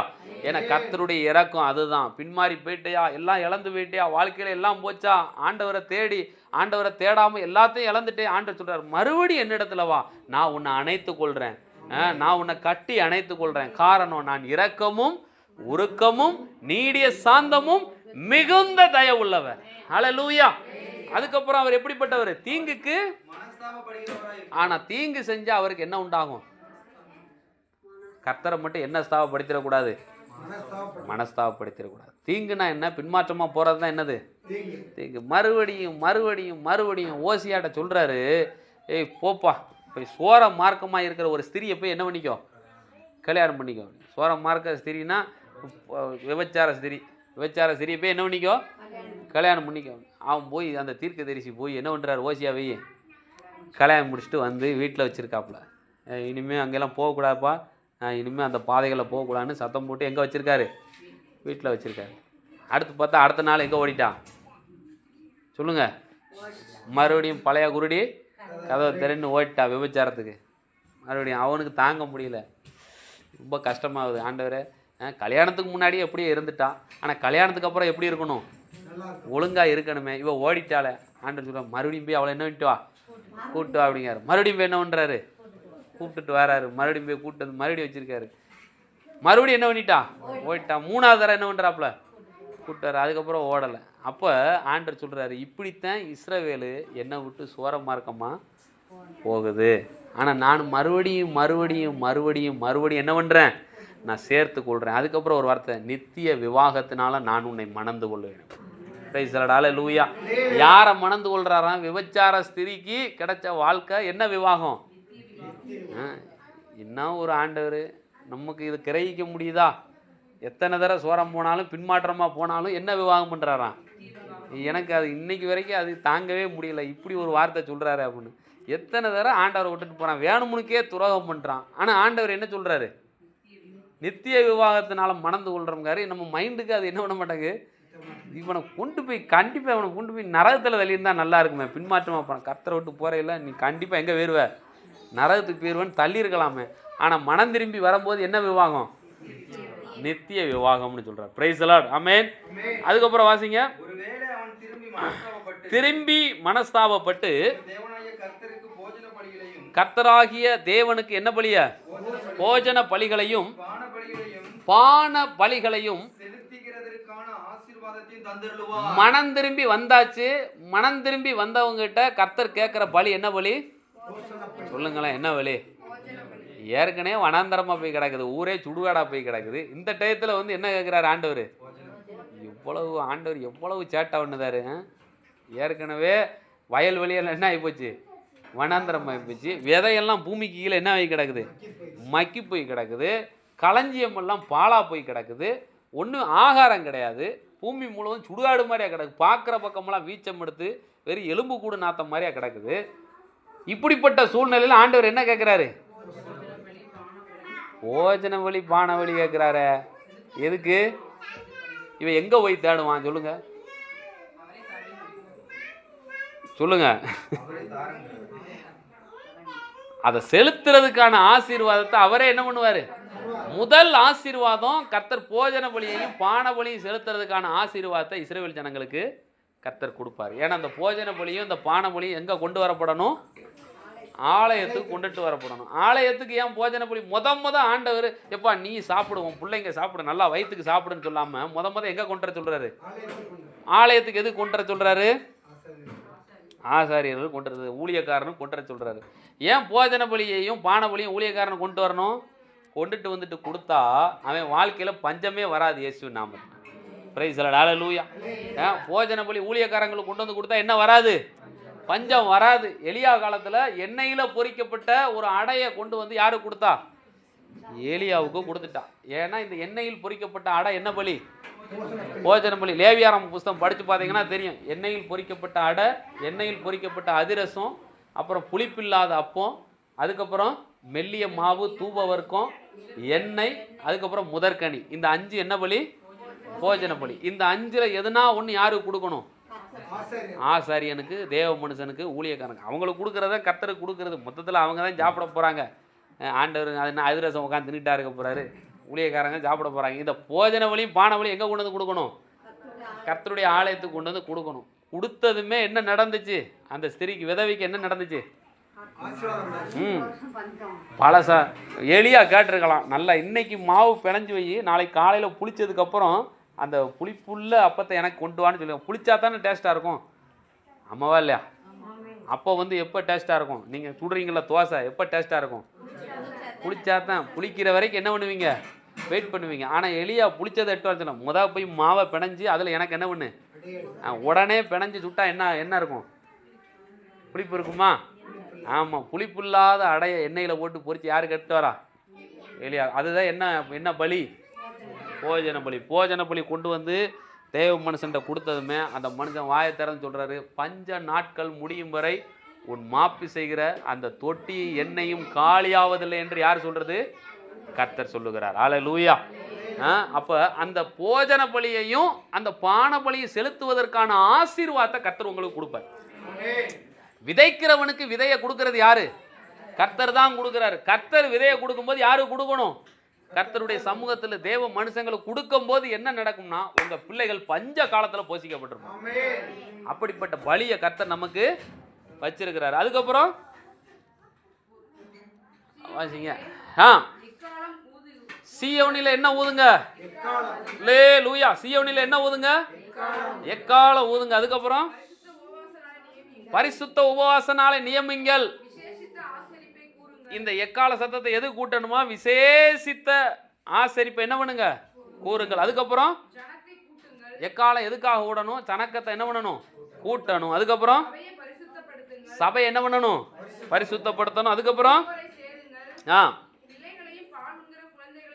ஒரு ஆளையும் விட்டுறாதீங்க. பிள்ளைகளையும், பால் குடிக்கிற பிள்ளைங்கள்ல இருந்து எல்லாரும் எங்க கூட்டு வரணும்? இல்லையா, என் பிள்ளை அவங்க பால் மறந்ததுக்கப்புறம் சர்ச்சுக்கு கூப்பிட்டு வரேன். அது வரைக்கும் கத்திக்கிட்டு இருக்கும். அதனால் எங்கே வச்சுக்கிறேன்? அது சர்ச்சில் வந்து கத்திட்டு போகுது. பால் குடிக்கிற பிள்ளைங்க கத்தத்தான் செய்யும். காதை அடைக்க முடியும். எங்கே கூப்பிட்டு வரணும்? அதை சபையை கூப்பிட்டு வரணும். சில டிக்கெட்டுங்க சின்ன பிள்ளைங்களை பார்த்தாலே இப்படியே காருன்னு பார்க்குறது. கத்தத்தான் செய்யும். பின்னாடி போயிட்டு அதுங்க பாட்டு கத்தவும் விளையாடட்டும், பின்னாடி விட்டுறட்டும். வசனம் கேட்குறதா இருந்தால் எங்கே வந்துடணும்? முன்னாடி வந்து கேட்கட்டும். உங்களுக்கு அவங்க கத்துறது டிஸ்டர்பாக இருந்துச்சுன்னா நீங்கள் எங்கே வந்து முன்னாடி வந்து உட்காந்துக்கோங்க. அதுங்க பின்னாடி அதுங்க வாட்டுக்கு விளையாடட்டும். அதுங்களை என்ன பண்ண வேண்டாம்? பால் குடிக்கிற குழந்தையிலேருந்து எல்லாம் எங்கே வரணும்? தேவ சமூகத்துக்கு வரணும். எழுதப்பட்ட ஒன்று. சில டிக்கெட்டுங்க அம்மாமாருங்களுக்கு பார்த்தாலே ஆக மாட்டாங்க. பிள்ளைங்களை பார்த்தாலே அடி கட்டு கட்டு கட்டு கட்டு கட்டுன்னு அது விளையாடத்தஞ்சி. அதை விட்டுருங்க. நீங்கள் வந்து எதை கவனிங்க? ஆமாம். ஒரு சின்ன ஒரு உதாரணம், கோவப்படாமல் ஒரு காரியத்தை சொல்கிறேன் கேட்டுங்க. இப்போ நான் ஒரு பணத்தை எடுக்கிறேன். பணத்தை எடுத்து இப்படி சர்ன்னு எண்ணுறேன். இந்த பாருங்கள், இதை கரெக்டாக கவுண்டிங் பண்ண போகிறேன். இந்த கவுண்டிங் பண்ணி முடித்து யார் கரெக்டாக எவ்வளவு கரெக்டாக இருக்குன்னு சொல்கிறேனோ அதை அவங்களுக்கு கொடுத்துருவேன் அப்படின்றேன். இப்படி கரெக்டாக கவுண்டிங் பண்ணிட்டு சொல்கிறேன். அப்போ உங்கள் கவனமெல்லாம் எங்கே இருக்கும்? ஆமாம், உங்கள் கவனம் அப்பையெல்லாம் யார் மேலே போகாது?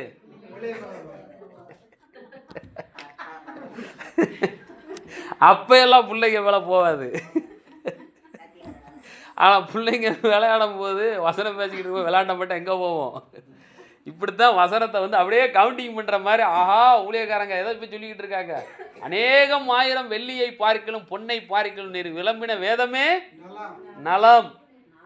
அப்படி வேதத்தை சொல்லிக்கிட்டு இருக்கும்போது எப்படி பார்க்கணும்?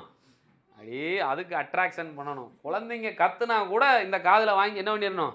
இந்த காதை விட்டு எதுக்கு அட்டென்ஷன் கொடுக்கணும்? வசனத்துக்கு அட்டென்ஷன். அந்த கவனம் செலுத்திட்டீங்கன்னா போதும், கிளியர் ஆயிருவீங்க. பிரைஸ் தி லார்ட், ஹல்லேலூயா. அதனால கர்த்தருடைய சமூகத்துக்கு யாரை கூட்டுற சொல்றாரு? பிள்ளைகளையும் கூட்டிட்டு வாங்க. பால் குடிக்கிற பிள்ளைங்க எங்க கூட்டுவாங்க? சபைக்கு கூட்டுவாங்க. அதுக்கப்புறம் இப்போ தான் புதுசாக கல்யாணம் ஆகிருக்கிறாரு, இவர் வரமாட்டார் அப்படின்னெல்லாம் சொல்லக்கூடாது. மணவாளன் தன் அறையையும் மணவாட்டி தன் மறைவையும் விட்டு புறப்படுவார். தன் மறைவையும் விட்டு என்ன பண்ணுவாளாக? புதுசாக கல்யாணம் ஆகிருக்குது, நேற்று தான் கல்யாணம் இருக்குது, அதனால் ஞாயிற்றுக்கிழமை இவங்களுக்கு டிக்கெட் போட்டு ஊட்டிக்கு அனுப்பிச்சிடுவோம். ஊட்டிக்கு அனுப்பக்கூடாது. புதுசாக கல்யாணம் ஆனால் எங்கே வரணும்? சபைக்கு வரணும், தேவ சமூகத்துக்கு வரணும். யார் எழுதியிருக்குது? ஆமாம், கர்த்தர் எழுதியிருக்கிறார். இதெல்லாம் முக்கியமான காரியம். அதுக்கப்புறம் கர்த்தரின் பணிவிடக்காரராகிய ஆசாரியர்கள் மண்டபத்துக்கும் பலிபீடத்துக்கும் நடுவே அழுது. இந்த இடத்துல மண்டபம்னு சொல்லப்பட்டிருக்கிற உண்மை, இந்த வார்த்தை என்னன்னாக்கா ஆசரிப்பு கூடாரத்தினுடைய மகா பரிசுத்த ஸ்தலம். மகா பரிசுத்த ஸ்தலத்துக்கும் பலிபீடத்துக்கும் நடுவே ஏன் அழுவணும்? ஏன்னா ஆண்டவர் சொல்றார், கிழக்குக்கும் மேற்குக்கும் எவ்வளவு தூரமோ அவ்வளவு தூரமாய் கர்த்தர் நம்முடைய பாவங்களை நம்ம விட்டு என்ன பண்றாரு? அகற்றி இருக்கிறார். கிழக்கே மகா பரிசுத்த ஸ்தலம் இருக்குது, மேற்க என்ன இருக்குது? பலிபீடம் இருக்குது. ரெண்டுக்கு நடுவில் யார் நிற்கணும்? தேவ மனுஷன் நின்று இந்த ஜனங்களுக்காக என்ன செய்யணும்? விண்ணப்பம் பண்ணணும். ஆரோனை பற்றி வேதத்தில் வாசிப்பீங்க. அவன் உயிரோடு இருக்கிறவர்களுக்கும் மரித்தவர்களுக்கும் நடுவிலே நின்றான். அல்லேலூயா. இது சாதாரணமான காரியம் கிடையாது. இன்னைக்கு நாம் அப்படித்தான் இருக்கிறோம். ஜீவனுள்ள தேவனுடைய சபையில், சபை எப்படிப்பட்டதாக இருக்குன்னா, உயிரோடு இருக்கிற தேவனுடைய பிள்ளைகளுக்கும் செத்து போய் கிடக்கிற உலக மனிதர்களுக்கும் நடுவில் தான் எது நிற்கிது? இந்த சபை நிற்கிது. அவர்களுக்காக நம்ம என்ன செய்யணும்? விண்ணப்பம் பண்ணணும். Praise the Lord. அல்லேலூயா. அதுக்கப்புறம் வாசிங்க. கர்த்தாவே, நீர் உமது ஜனத்தை தப்பவிட்டு உமது ஜனத்தை தப்பவிட்டு புறஜாதிகள் அவர்களை பழிக்கும் நிந்தைக்கும் உமது சுதந்திரத்தை ஒப்புக்கொடாதிரும். இந்த ஜெபத்தை பண்ணணும். ஆண்டவரே, புறஜாதிக கிட்ட உம்முடைய ஜனத்தை என்ன பண்ணாதிரும்? ஒப்புக்கொடா. மோசே பண்ணாரு, ஞாபகம் இருக்குதா ஜெபம்? ஆண்டவரே, இந்த ஜனத்தை நீர் அழிக்க வேண்டாம். காரணம், புறஜாதிங்க என்ன பண்ணுவாங்க? எகிப்திலிருந்து நீர் தானே கூப்பிட்டுட்டு வந்து அழிச்சிட்டா இந்த ஜனங்களுக்கு கடைசி என்ன பழி வரும்? வெளியில் இருக்கிறவங்களால என்னடா அவங்க தெய்வமே அவங்கள என்ன பண்ணிருச்சு? அழிச்சு போட்டுச்சு. கூப்பிட்ட மாதிரியா கூப்பிட்டு வந்து வனாந்தரத்தில் அழிச்சு போட்டுருச்சேன்னு சொல்லிட்டு உண்மையில ஒரு அவகீர்த்தி வருமே ஆண்டவரே அப்படின்னு சொல்லிட்டு இந்த பலிபீடத்துக்கும் இந்த மண்டபத்துக்கும் நடுவில் இருந்து யார் சொல்லணுமா? இந்த ஆசாரியர்கள் சொல்லணும். அப்போ மோசே ஜெபம் பண்ணாரா இல்லையா? ஜெபம் பண்ணார். அதுக்கப்புறம் உங்கள் தேவன் எங்கே என்று புறஜாதிகளுக்குள்ளே சொல்லப்படுவானேன் என்பார்களாக. பிரஜாதிகள் கேட்டக்கூடாது, என்ன எங்கேயா உணர் உங்கள் ஆண்டவர்? எங்கேயா உணர் உங்கள் ஆண்டவர்? எங்கே போயிட்டாரு? உங்கள் ஆண்டவரை காணுமே அப்படின்னு யார் சொல்லிடக்கூடாது. என்ன ஆண்டவர்னு ஆண்டவரை தேடிக்கிட்டு இருக்க, என்ன செஞ்சார் உனக்கு அப்படின்னு யார் சொல்லிடக்கூடாது. புறஜாதிகள் சொல்லிடக்கூடாது. நீங்கள் இதை சொல்லியே ஜெபம் பண்ணுங்க. ஆண்டவரே, எனக்கு ஒரு நன்மை செய்யுங்க, எனக்கு ஒரு தயவு உண்டாக்குங்க, எனக்கு நான் கேட்டதை செய்யுங்க. இதை செய்யாமல் விட்டுட்டிங்கன்னா புறஜாதிகள் என்ன பண்ணுவாங்க? உன் தேவன் எங்கேன்னு அவங்க கேட்பாங்க. அவங்க கேட்கறதுக்காகவே எனக்கு பதிலை கொடுங்க. Praise the Lord. அல்லேலூயா. இந்த ஜெபத்தை பண்ணுவீங்களா? கோலியாத்தை அடிக்க போகிறான். அடிக்கிறதுக்கு முன்னாடி என்ன சொல்கிறான் தெரியுமா? கல்லை சுற்றிக்கிட்டு, இஸ்ரவேலில் தேவன் ஒருவர் உண்டு என்பதை இந்த பூலோகம் அறியும்படிக்கு நான் உன்னை அடிக்கிறேன். எப்படி அடிக்கிறேன்? கோலியாத்தை எப்படி அடிக்கிறாப்புல? இஸ்ரவேலில் யார் இருக்கிறாராம்? ஒரு தேவன் உண்டு என்பதை யார் அறியணுமா? இந்த பூலோகம் முழுவதும் அழியணுன்றதுக்காகவே இந்த கோலியாத்தை அடிக்க போகிறேன். அப்போ நீங்கள் எப்படி ஜெபம் பண்ணணும்? ஆண்டவரே, எனக்கு நீங்கள் பதில் கொடுத்தீங்கன்னா எனக்கு சுற்றில் இருக்கிற அத்தனை ஜனங்களும் ஜீவனுள்ள தேவனை அறியணும். இதுக்காகவே எனக்கு என்ன கொடுங்க? பதிலை கொடுங்க. இந்த ஜெபத்தை யோவேல் தீர்க்கதரிசி சொல்கிறார். நீங்கள் பண்ணுவீங்களா அப்படி? ஆண்டவரே, எனக்கு ஒரு நிலையான வீட்டை கட்டுங்க, எனக்கு ஒரு சந்ததியை தாங்க, எனக்கு இந்த காரியத்தை செய்யுங்க. இதை செய்கிறதுனால அந்நிய ஜனங்க யாரை அறியணும்? கர்த்தரை அறியணும். இதுக்காகவே எனக்கு செய்யுங்க ஆண்டவரே, இதுக்காகவே எனக்கு என்ன பண்ணுங்க? செய்யுங்க அப்படின்னு கர்த்தருடைய சமூகத்தில் என்ன பண்ணணும்? இந்த காரியத்தை சொல்லி ஜெபம் பண்ணணும். அதுக்கப்புறம் இந்த ஜெபத்தை பண்ணினீங்கன்னா கர்த்தர் தமது தேசத்துக்காக. இப்போ வைராக்கியம் யாருக்கு வருது? நீங்க வைராக்கியமா ஜெபம் பண்ண வேண்டாம். நீங்க இந்த காரியத்தை சொன்னீங்கனால வைராக்கியம் யாருக்கு வருது? கர்த்தருக்கு வருது. நான் என் பிள்ளைக்கு செய்ய போறேன்ற வைராக்கியம் கர்த்தருக்கு வருது. நீங்க இந்த காரியத்தை சொல்லிட்டீங்கன்னா ஆண்டவருக்கு என்ன வந்துருது? வைராக்கியம் வந்துருச்சு. அதுக்கப்புறம்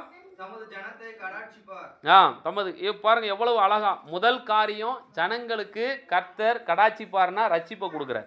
பின்மாறி போனவங்களுக்கு கர்த்தர் மறுபடியும் கட்டுறாரு. Praise the Lord. அல்லேலூயா.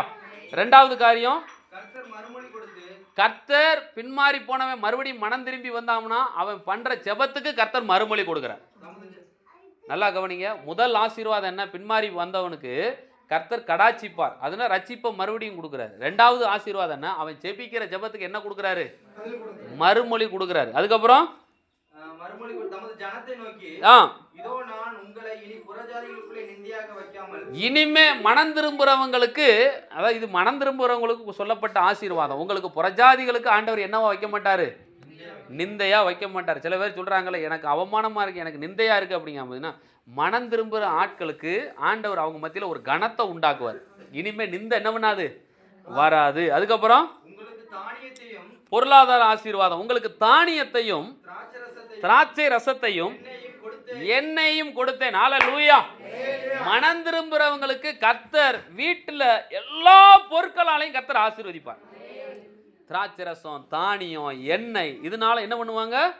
நான் கொடுப்பேன். அதுக்கப்புறம் நீங்க என்ன ஆவீங்க? கர்த்தர் கொடுக்கிற அந்த ஆசீர்வாதத்தினால என்ன ஆவீங்க? திருப்தி ஆவீங்க. அதுக்கப்புறம் வடதிசை சேனை அப்படின்னு பார்த்தீங்கன்னா, இந்த இஸ்ரவேல் தேசத்திலிருந்து வடக்க இருக்கிற சேனையெல்லாம் யாருன்னு பார்த்தீங்கன்னாக்க, ஒன்று ரோமு, ஒன்று வடக்க இருக்குது. இந்த இஸ்ரவேல் தேசத்திலிருந்து அடுத்து என்ன சேனை வடக்க? அசீரியா வந்து வடக்க இருக்குது. அதுக்கப்புறம் வடக்கு என்னன்னா பாபிலோன் வடக்க இருக்குது. இப்படி வடக்க இருக்கிற சேனையை நான் என்ன பண்ணுவேன்? தூரமா என்ன பண்ணுவாராம்? எல்லாரும் சொல்லுங்க, என்ன பண்ணுவாராம்? வட சேனையை தூரமா என்ன பண்ணுவார்? ஏன்னா அந்த வட சேனை தானே அந்த வயல்வெளியை எப்படி மாற்றுது? வனாந்தரமாக மாற்றுது. நல்லா தண்ணி ஓடிக்கிட்டு இருக்கிற இடத்த அது என்ன தூர வாரி போட்டு நாசமாக்கி விட்டுருது இந்த வட சேனை. இந்த வட சேனை வந்துச்சுன்னா அம்புட்டையும் முன்னாடி இருக்கிற ஏதேன் தோட்டத்தை கூட என்னவா மாற்றிடுது? பாலைவனமாக மாற்றி விட்டுருது. ஆண்டவர் சொல்கிறார், இனி வட சேனையை உங்களுக்கு எப்படி வைப்பேன்? தூரமாக விலைக்கு வைப்பேன் அப்படிங்கிறார். உங்களை எதெல்லாம் பாதிச்சிச்சோ, உங்களை எதெல்லாம் உங்களை பாதுகாப்பு இல்லாமல் இருந்துச்சோ, அதெல்லாம் ஆண்டவர் எப்படி வைப்பாராம்? தூரமாக வைப்பார். அதுக்கப்புறம்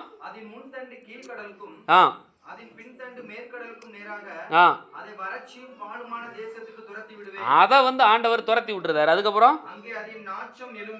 எழும்பி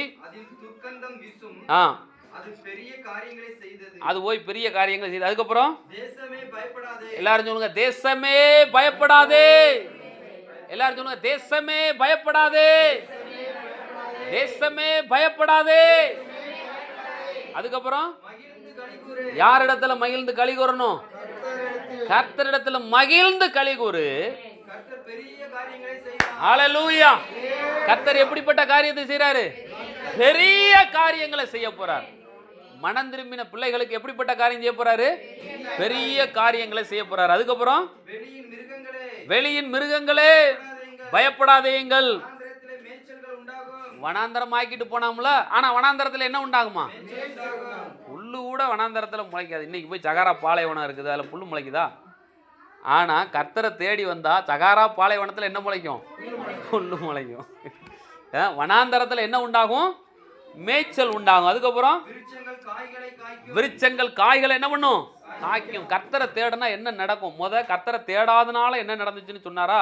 இப்ப கர்த்தரை தேடனா என்ன நடக்கும்னு சொல்றாரு. தேசமே என்ன பண்ணாத? பயப்படாத. மகிழ்ந்து என்ன பண்ணு? மகிழ்ச்சியோட யாரை சேவிக்கணும்? கர்த்தரை சேவிக்கணும். களிப்போட யாரை சேவிக்கணும்? கர்த்தரை சேவிக்கணும். இனிமே ஆண்டவரை சேவிக்க வரும்பொழுது துக்க முகத்தோட என்ன பண்ணக்கூடாது? வரக்கூடாது. மகிழ்ச்சியா வாங்க. அவருடைய சமூகத்தில் பிரவேசிக்கும் போது நன்றியோடு வாங்க. அவருடைய சமூகத்தில் பிரவேசிக்கும் போது துதியோட வாங்க. இப்படி வந்தீங்கன்னா ஆண்டவர் எப்படிப்பட்ட காரியங்களை செய்யறாரு? அதுக்கப்புறம் அத்திமரமும் திராட்சை செடியும் இந்த இஸ்ரவேலும் இந்த யூதாவும் என்ன கொடுக்கும்? பலனை தரும். அதுக்கப்புறம் சீயோன் குமாரரே, அல்லேலூயா. எவ்வளவு பேர் சீயோனுடைய குமாரர்? கையை தூக்குங்க. நீங்க எல்லாம் சீயோனுடைய பிள்ளைங்க. நீங்க சீயோனுடைய மலைக்கு தான் கர்த்தர் உங்களை கொண்டு வந்து சேர்த்திருக்கிறாரு. நீங்க எல்லாம் என்ன குமாரர்கள்? சீயோன் குமாரர்கள். சீயோன் குமாரர்கள் என்ன பண்ணணுமா? யாருக்குள்ள? கர்த்தருக்குள்ள மகிழ்ந்து களி கூறுங்கள். அதுக்கப்புறம் உங்க தேசத்தில் அவர் முன்மாரியையும் கொடுத்து அல்லேலூயா. கர்த்தரை தேடுற பிள்ளைங்களுக்கு முன்மாரியும் பின்மாரியும் வரிசிக்க பண்ணுவார். களங்கள் எதனால நிரம்பும்? ஒரு காலத்துல களஞ்சியங்கள் எல்லாம் வாடி போய் ஒண்ணுமில்லாம கிடந்தது. கர்த்தரை தேடனா எது நிரம்பும்? களஞ்சியங்கள் நிரம்பும். எல்லாரும் சொல்லுங்க, என்ன நிரம்பும்? களஞ்சியங்கள் நிரம்பும். அதுக்கப்புறம் திராட்சரசமும் எண்ணெய் என்ன பண்ணும்? பெருக்கம் வழிந்து ஓடும். என்ன பண்ணும்? வலிந்து ஓடும். அதுக்கப்புறம் நான் உங்களிடத்தில் அனுப்பின என் பெரிய சேனையாகிய வெட்டுக்கிளிகளும் இந்த நேபுகாத் நேச்சாரு பெரிய சேனையாகிய வெட்டுக்கிளிகளும் பச்சை கிளிகளும் வச்சை கிளிகளும் முசுக்கட்டை பூச்சிகளும் முசுக்கட்டை பூச்சிகளும் பச்சை புழுக்களும் இவங்க எல்லாம் பச்சித்த வருஷங்களின் விளைவை உங்களுக்கு திரும்ப அளிப்பேன். இல்ல லூயா. பின்மாற்றமா போனதுனால நிறைய உங்க வாழ்க்கையில இருக்கிறதெல்லாம் திருடிருச்சு. ஆண்டவரை களிப்போட சேவிக்காதனால உங்க வாழ்க்கையில நிறைய இழந்துட்டீங்க. கர்த்தரை மகிழ்ச்சியா சேவிக்காதனால தான் உங்க வாழ்க்கையில குறைவு வந்திருக்கு. ஆண்டவர் சொல்றாரு, நீ மறுபடியும் என்ன களிப்போடையும் மனமகிழ்ச்சியோட சேவிச்சேன்னா எதெல்லாம் உன் வாழ்க்கையில பச்சிச்சு போய் கிடந்துச்சோ அதெல்லாம் நான் திரும்ப கொடுப்பேன் அப்படிங்க. எவ்வளோ பெரிய ஆசீர்வாதம் பார்த்தீங்களா? செக் பண்ணி பாருங்கள், எதெல்லாம் பச்சிச்சு இருக்குது உங்கள் வாழ்க்கையில், எதெல்லாம் பச்சிச்சு போய் கிடக்குது, எதெல்லாம் உங்கள் வாழ்க்கையில் அடிபட்டுருக்கிறீங்க, எதில் எல்லாம் நொந்து போயிருக்கிறீங்க, இதெல்லாம் கவனித்து பாருங்கள். ஒரு முடிவு பண்ணுங்கள், இனி கர்த்தரை சேவிக்கும் போது எப்படி சேவிக்க போகிறேன், மனமகிழ்ச்சியாக சேவிக்க போகிறேன்னு சொல்கிறேங்க. எதெல்லாம் பச்சித்ததோ அதெல்லாம் கர்த்தர் உங்களுக்கு திரும்ப தருவார். அதுக்கப்புறம் நீங்கள் சம்பூரணமாக என்ன பண்ணுவீங்க? இப்போத்தான் நீங்கள் சாப்பிட்ற சாப்பாடு எப்படி இருக்கும்? கர்த்தரை தேடுனீங்கன்னா நீங்க சாப்பிட்ற சாப்பாடு சம்பூர்ணமா சாப்பிடுவீங்க. அதுக்கப்புறம் என்ன அடைவீங்க? சில பேருக்கு திருப்தியே இருக்காது எதை சாப்பிட்டாலும். ஆனா கர்த்தரை தேடுனீங்கன்னா நீங்க சாப்பிட்ற சாப்பாடு உங்களுக்கு எப்படி இருக்கும்? திருப்தியா இருக்கும். திருப்தி அடைந்து அதிசயமாய் நடத்தி வந்த கர்த்தருடைய நாமத்தை துதிப்பீர்கள். அல்லேலூயா. என் ஜனங்கள் ஒருபோதும். ஆனா கர்த்தரை தேடாதனால என்ன வந்துச்சு? வெட்கம் வந்துச்சு, அவமானம் வந்துச்சு, ஒண்ணுமில்லாம போச்சு. அந்த வடசேனை வெட்டுக்கிளிகளும் எல்லாம் பச்சிச்சு போட்டுச்சு. வாழ்க்கையில எல்லாமே இழந்து போச்சு. ஆண்டவர் சொல்றாரு, நீ மறுபடியும் என்ன தேடுறதுனால நீ சம்பூர்ணமா இருப்ப, நீ திருப்தியா இருப்ப. பச்சித்த வருஷங்களின் விளைவை நான் உனக்கு திரும்பவும் நான் தருவேன்னு சொன்னாரு. அதுக்கப்புறம் ஆண்டவர் சொல்றாரு, என் ஜனங்கள் ஒருபோது என்ன பண்ண மாட்டாங்க? வெட்கப்பட மாட்டாங்க. என் ஜனங்கள்னு யாரை சொல்றாருன்னா மனம் திரும்பினவங்களை சொல்றாரு. யாரெல்லாம் மனம் திரும்பி ரசிக்கப்பட்டீங்க கை தூக்குங்க. இவங்க தான் யாருடைய ஜனங்க? கர்த்தருடைய ஜனங்க. அதுக்கப்புறம் உங்கள் நடுவே அவர் இருக்கிறவர் என்றும்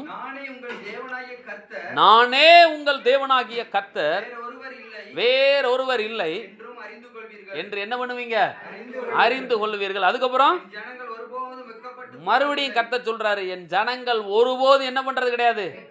நீங்க மனம் திரும்பி, நான் சொல்றேன், எப்பேற்பட்ட பிரச்சனை, எப்பேற்பட்ட பாவம், எப்பேற்பட்ட மோசமான காரியம் செஞ்சிருந்தாலும் அந்த ஓசியாவுடைய மனைவி திரும்ப வந்த மாதிரியா நீங்க தேவ சமூகத்துக்கு மறுபடியும் வரும் பொழுது உங்க வெட்கத்தை ஆண்டவர் இல்லாம ஆக்கிடுவார். வெட்கத்தை ஆண்டவர் என்ன ஆக்கிடுவாரு? இல்லாம ஆக்கிடுவார். உங்களுடைய கீர்த்தியை கர்த்தர் எடுத்து போடுவார், அவமானத்தை எடுத்து போடுவார். கர்த்தர் சொல்றாரு, என் ஜனங்கள் ஒருபோது என்ன பண்றது கிடையாது, வெட்கப்படுறது கிடையாது. அதுக்கப்புறம் இதெல்லாம் ஆனதுக்கு அப்புறம் அதற்கு பின்பு அல்லேலூயா, மாம்சமான யாவர் மேல என்னுடைய ஆவி என்ன பண்ணுவேன்? ஊற்றுவேன். மனம் திரும்புறவங்க மேல கர்த்தர் எதை ஊற்றுறாரு? இதத்தான் அந்த இடத்துல அப்போஸ்தலனாகிய பேதுரு சொல்றாரு, நீங்கள் மனம் திரும்பி ஒவ்வொருவரும் பாவ மன்னிப்புக்கென்று கர்த்தராகிய இயேசு கிறிஸ்துவின் நாமத்தினால் என்ன பெறுங்க? ஞானஸ்தானத்தை பெறுவீங்கள். அதோட விட்டுட்டாரு. அதுக்கப்புறம் என்ன சொன்னாரு? அப்பொழுது நீங்க தானே படிச்சது 2:38 அப்போஸ்தலர் வாசிங்களா. அதெல்லாம் மனப்படமா தெரிய வேண்டாமா? மேல இருந்து முதர்ந்து வாசிங்க. பேதுரு அவர்களை நோக்கி என்ன திரும்பணும்? மனம் திரும்பி ஒவ்வொருவரும் பாவ மன்னிப்புக்கென்று இயேசு கிறிஸ்துவின் நாமத்தினால ஞானஸ்தானத்தை பெற்றுக்கொள்ளுங்கள்.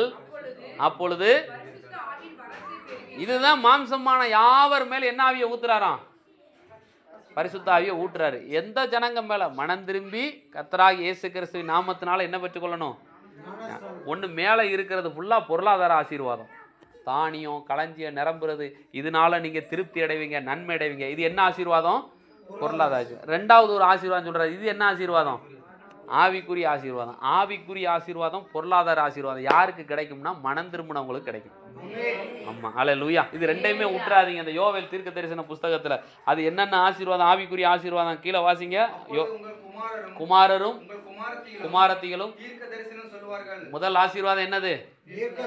தீர்க்க தரிசனம். கர்த்தர் கொடுக்கிற பரிசுத்த ஆவியினால கொடுக்கிற ஆசீர்வாதம் தீர்க்க தரிசனம். அடுத்து உங்கள் மூப்பர் சொப்பனங்களையும். மூப்பர்கள், சபையில் இருக்கிற மூப்பர்கள், மூத்தவர்கள் எதை பார்ப்பாங்க? சொப்பனங்கள். ஏன்னா மூப்பருங்க கொஞ்சம் நல்லா தூங்குறதுனால அவங்க என்ன பார்ப்பாங்க? சொப்பனம் பார்ப்பாங்க. அதுக்கப்புறம் உங்கள் வாலிபர்கள் தரிசனங்களையும் காண்பார்கள். வாலிபருங்க தூங்க மாட்டாங்க, அதனால என்ன பார்ப்பாங்க? தரிசனம் பார்ப்பாங்க. மூப்பர்கள் தூங்குவாங்க, அதனால என்ன பார்ப்பாங்க? ஆமா, அவங்க அந்த டிபார்ட்மெண்ட் வேற, இந்த டிபார்ட்மெண்ட் வேற. அடுத்து ஊழியக்காரர்கள் மேலும் ஊழியக்காரர் மேலும் ஊழியக்காரிகள் மேலும் அந்நாட்களில் ஆவியை ஊற்றி அந்நாட்கள்ல என்னுடைய ஆவியை ஊற்றுவேன். வானத்திலும் பூமியிலும் வானத்திலேயும் பூமியிலையும் அக்கினி புகை ஸ்தம்பங்களாகிய அதிசயங்களை காட்டுவேன். இதுவும் கர்த்தருடைய நாள் தான். வானத்தையும் பூமியும் இணைச்சிட்டாலே அது என்ன நாள் தான்? கர்த்தருடைய நாள் தான். வானத்திலையும் பூமியிலே ஒரு அதிசயத்தை காட்டுவேன். கர்த்தருடைய பெரிதும் பயங்கரமான நாள் வரும் முன்னே கர்த்தருடைய பெரிதும் பயங்கரமான நாள் வரும் முன்னே சூரியன் இருளாகவும் சந்திரன் ரத்தமாகவும் என்ன பண்ணும்? இயேசு கிறிஸ்துவினுடைய மரணத்தின் பொழுது அப்படி என்ன பண்ணுச்சு? மாறுச்சு. அதுக்கப்புறம் இயேசு கிறிஸ்துவினுடைய மரணத்துக்கு அப்புறம் யாரெல்லாம் இவர் கர்த்தர், இவருடைய நாமம் தான் கர்த்தர்னு இவருடைய நாமத்தை தொழுது கொள்கிறவன் எவனோ, இயேசுவை தொழுது கொள்ற எந்த மனுஷனா இருந்தாலும் என்ன பண்ணுவான்? ரட்சிக்கப்படுவான். வானத்தின் கீழே பூமியின் மேலே நாம் ரட்சிக்கப்படும்படிக்கு அவருடைய நாமமே அல்லாமல் வேற நாமம் கட்டளையிடப்படவில்லை. இந்த நாமத்தை தொழுது கொள்கிற எவன் என்ன பண்ணப்படுவான்? ரட்சிக்கப்படுவான். அதுக்கப்புறம் கர்த்தர் சொன்னபடி சீயோன் பர்வதத்திலும் எருசலேமிலும் கர்த்தர் வரவழைக்கும் மீதியா இருப்பவர்களிடத்திலேயும் ரட்சிப்பு உண்டாகும். அல்லேலூயா. ரட்சிப்பு பூமி எங்கும் உண்டாக போகுது. இந்த கடைசி கால சபை எப்படி இருக்கும் அப்படின்னு பார்த்தீங்கன்னாக்கா, இந்த யோவேல் 2வது அதிகாரத்தில் 19 அதாவது கிட்டத்தட்ட 18 வச்சுக்கோங்களேன், 18 32 வரைக்கும் இருக்கிற வசனம் இந்த கடைசி கால சபையினுடைய ஆசீர்வாதம். பொருளாதார ஆசீர்வாதம், ஆவிக்குரிய ஆசீர்வாதம், இது ரெண்டையுமே இழந்துடக்கூடாது. சில பேர் சொல்லுவாங்க, இன்னையா பொருளாதார ஆசீர்வாதத்தை பற்றியெல்லாம் பேசவே கூடாது. இது என்ன அசுத்தாவி எழுதி வச்சிருக்குது? என்ன ஆவி எழுதி வச்சிருக்குது? ஆமாம், நிறைய கேள்விப்பட்டிருக்கோம். அதாவது ஆண்டவருக்காக ஊழியம் செஞ்சால் ஒன்று கொடியில் ஒன்று தொங்கணும், அடுத்து உடம்புல ஒன்று தொங்கணும், அவ்வளோதான். இதுக்கு மேலே என்ன பண்ணக்கூடாது? ஆசைப்படக்கூடாது. ஆனால் ஆண்டவர் சொல்லி, என் ஜனங்கள் நான் அளிக்கும் நன்மையினால் என்ன ஆவாங்களாம்? திருப்தி ஆவாங்க. அல்லேலூயா. அப்படி திருப்தி ஆகுமா? ஆமாம், ஆண்டவர் சொல்லியிருக்காரு, போதும் என்கிற மனதுடனே கூடிய தேவ பக்தி தான் என்ன ஆதாரம்? மிகுந்த திருப்தி. அப்போ எப்போ வரும்? திருப்தி தான் தேவ பக்தி. திருப்தி எப்போ அடைவீங்க? ஒரு கரண்டி சோறு விட்டு அடைஞ்சிருவீங்களா? பேசிக்காவே சொல்கிறேன். வீட்டுக்கு வாரீங்க, குலை வசியில் இருக்கீங்க, ஒத்த கரண்டி இப்படி துணுண்டு வச்சுட்டு கொஞ்சம் ரசத்தை வச்சுட்டு திருப்தியாக சாப்பிடுங்க அப்படின்னா எப்படி இருக்கும்?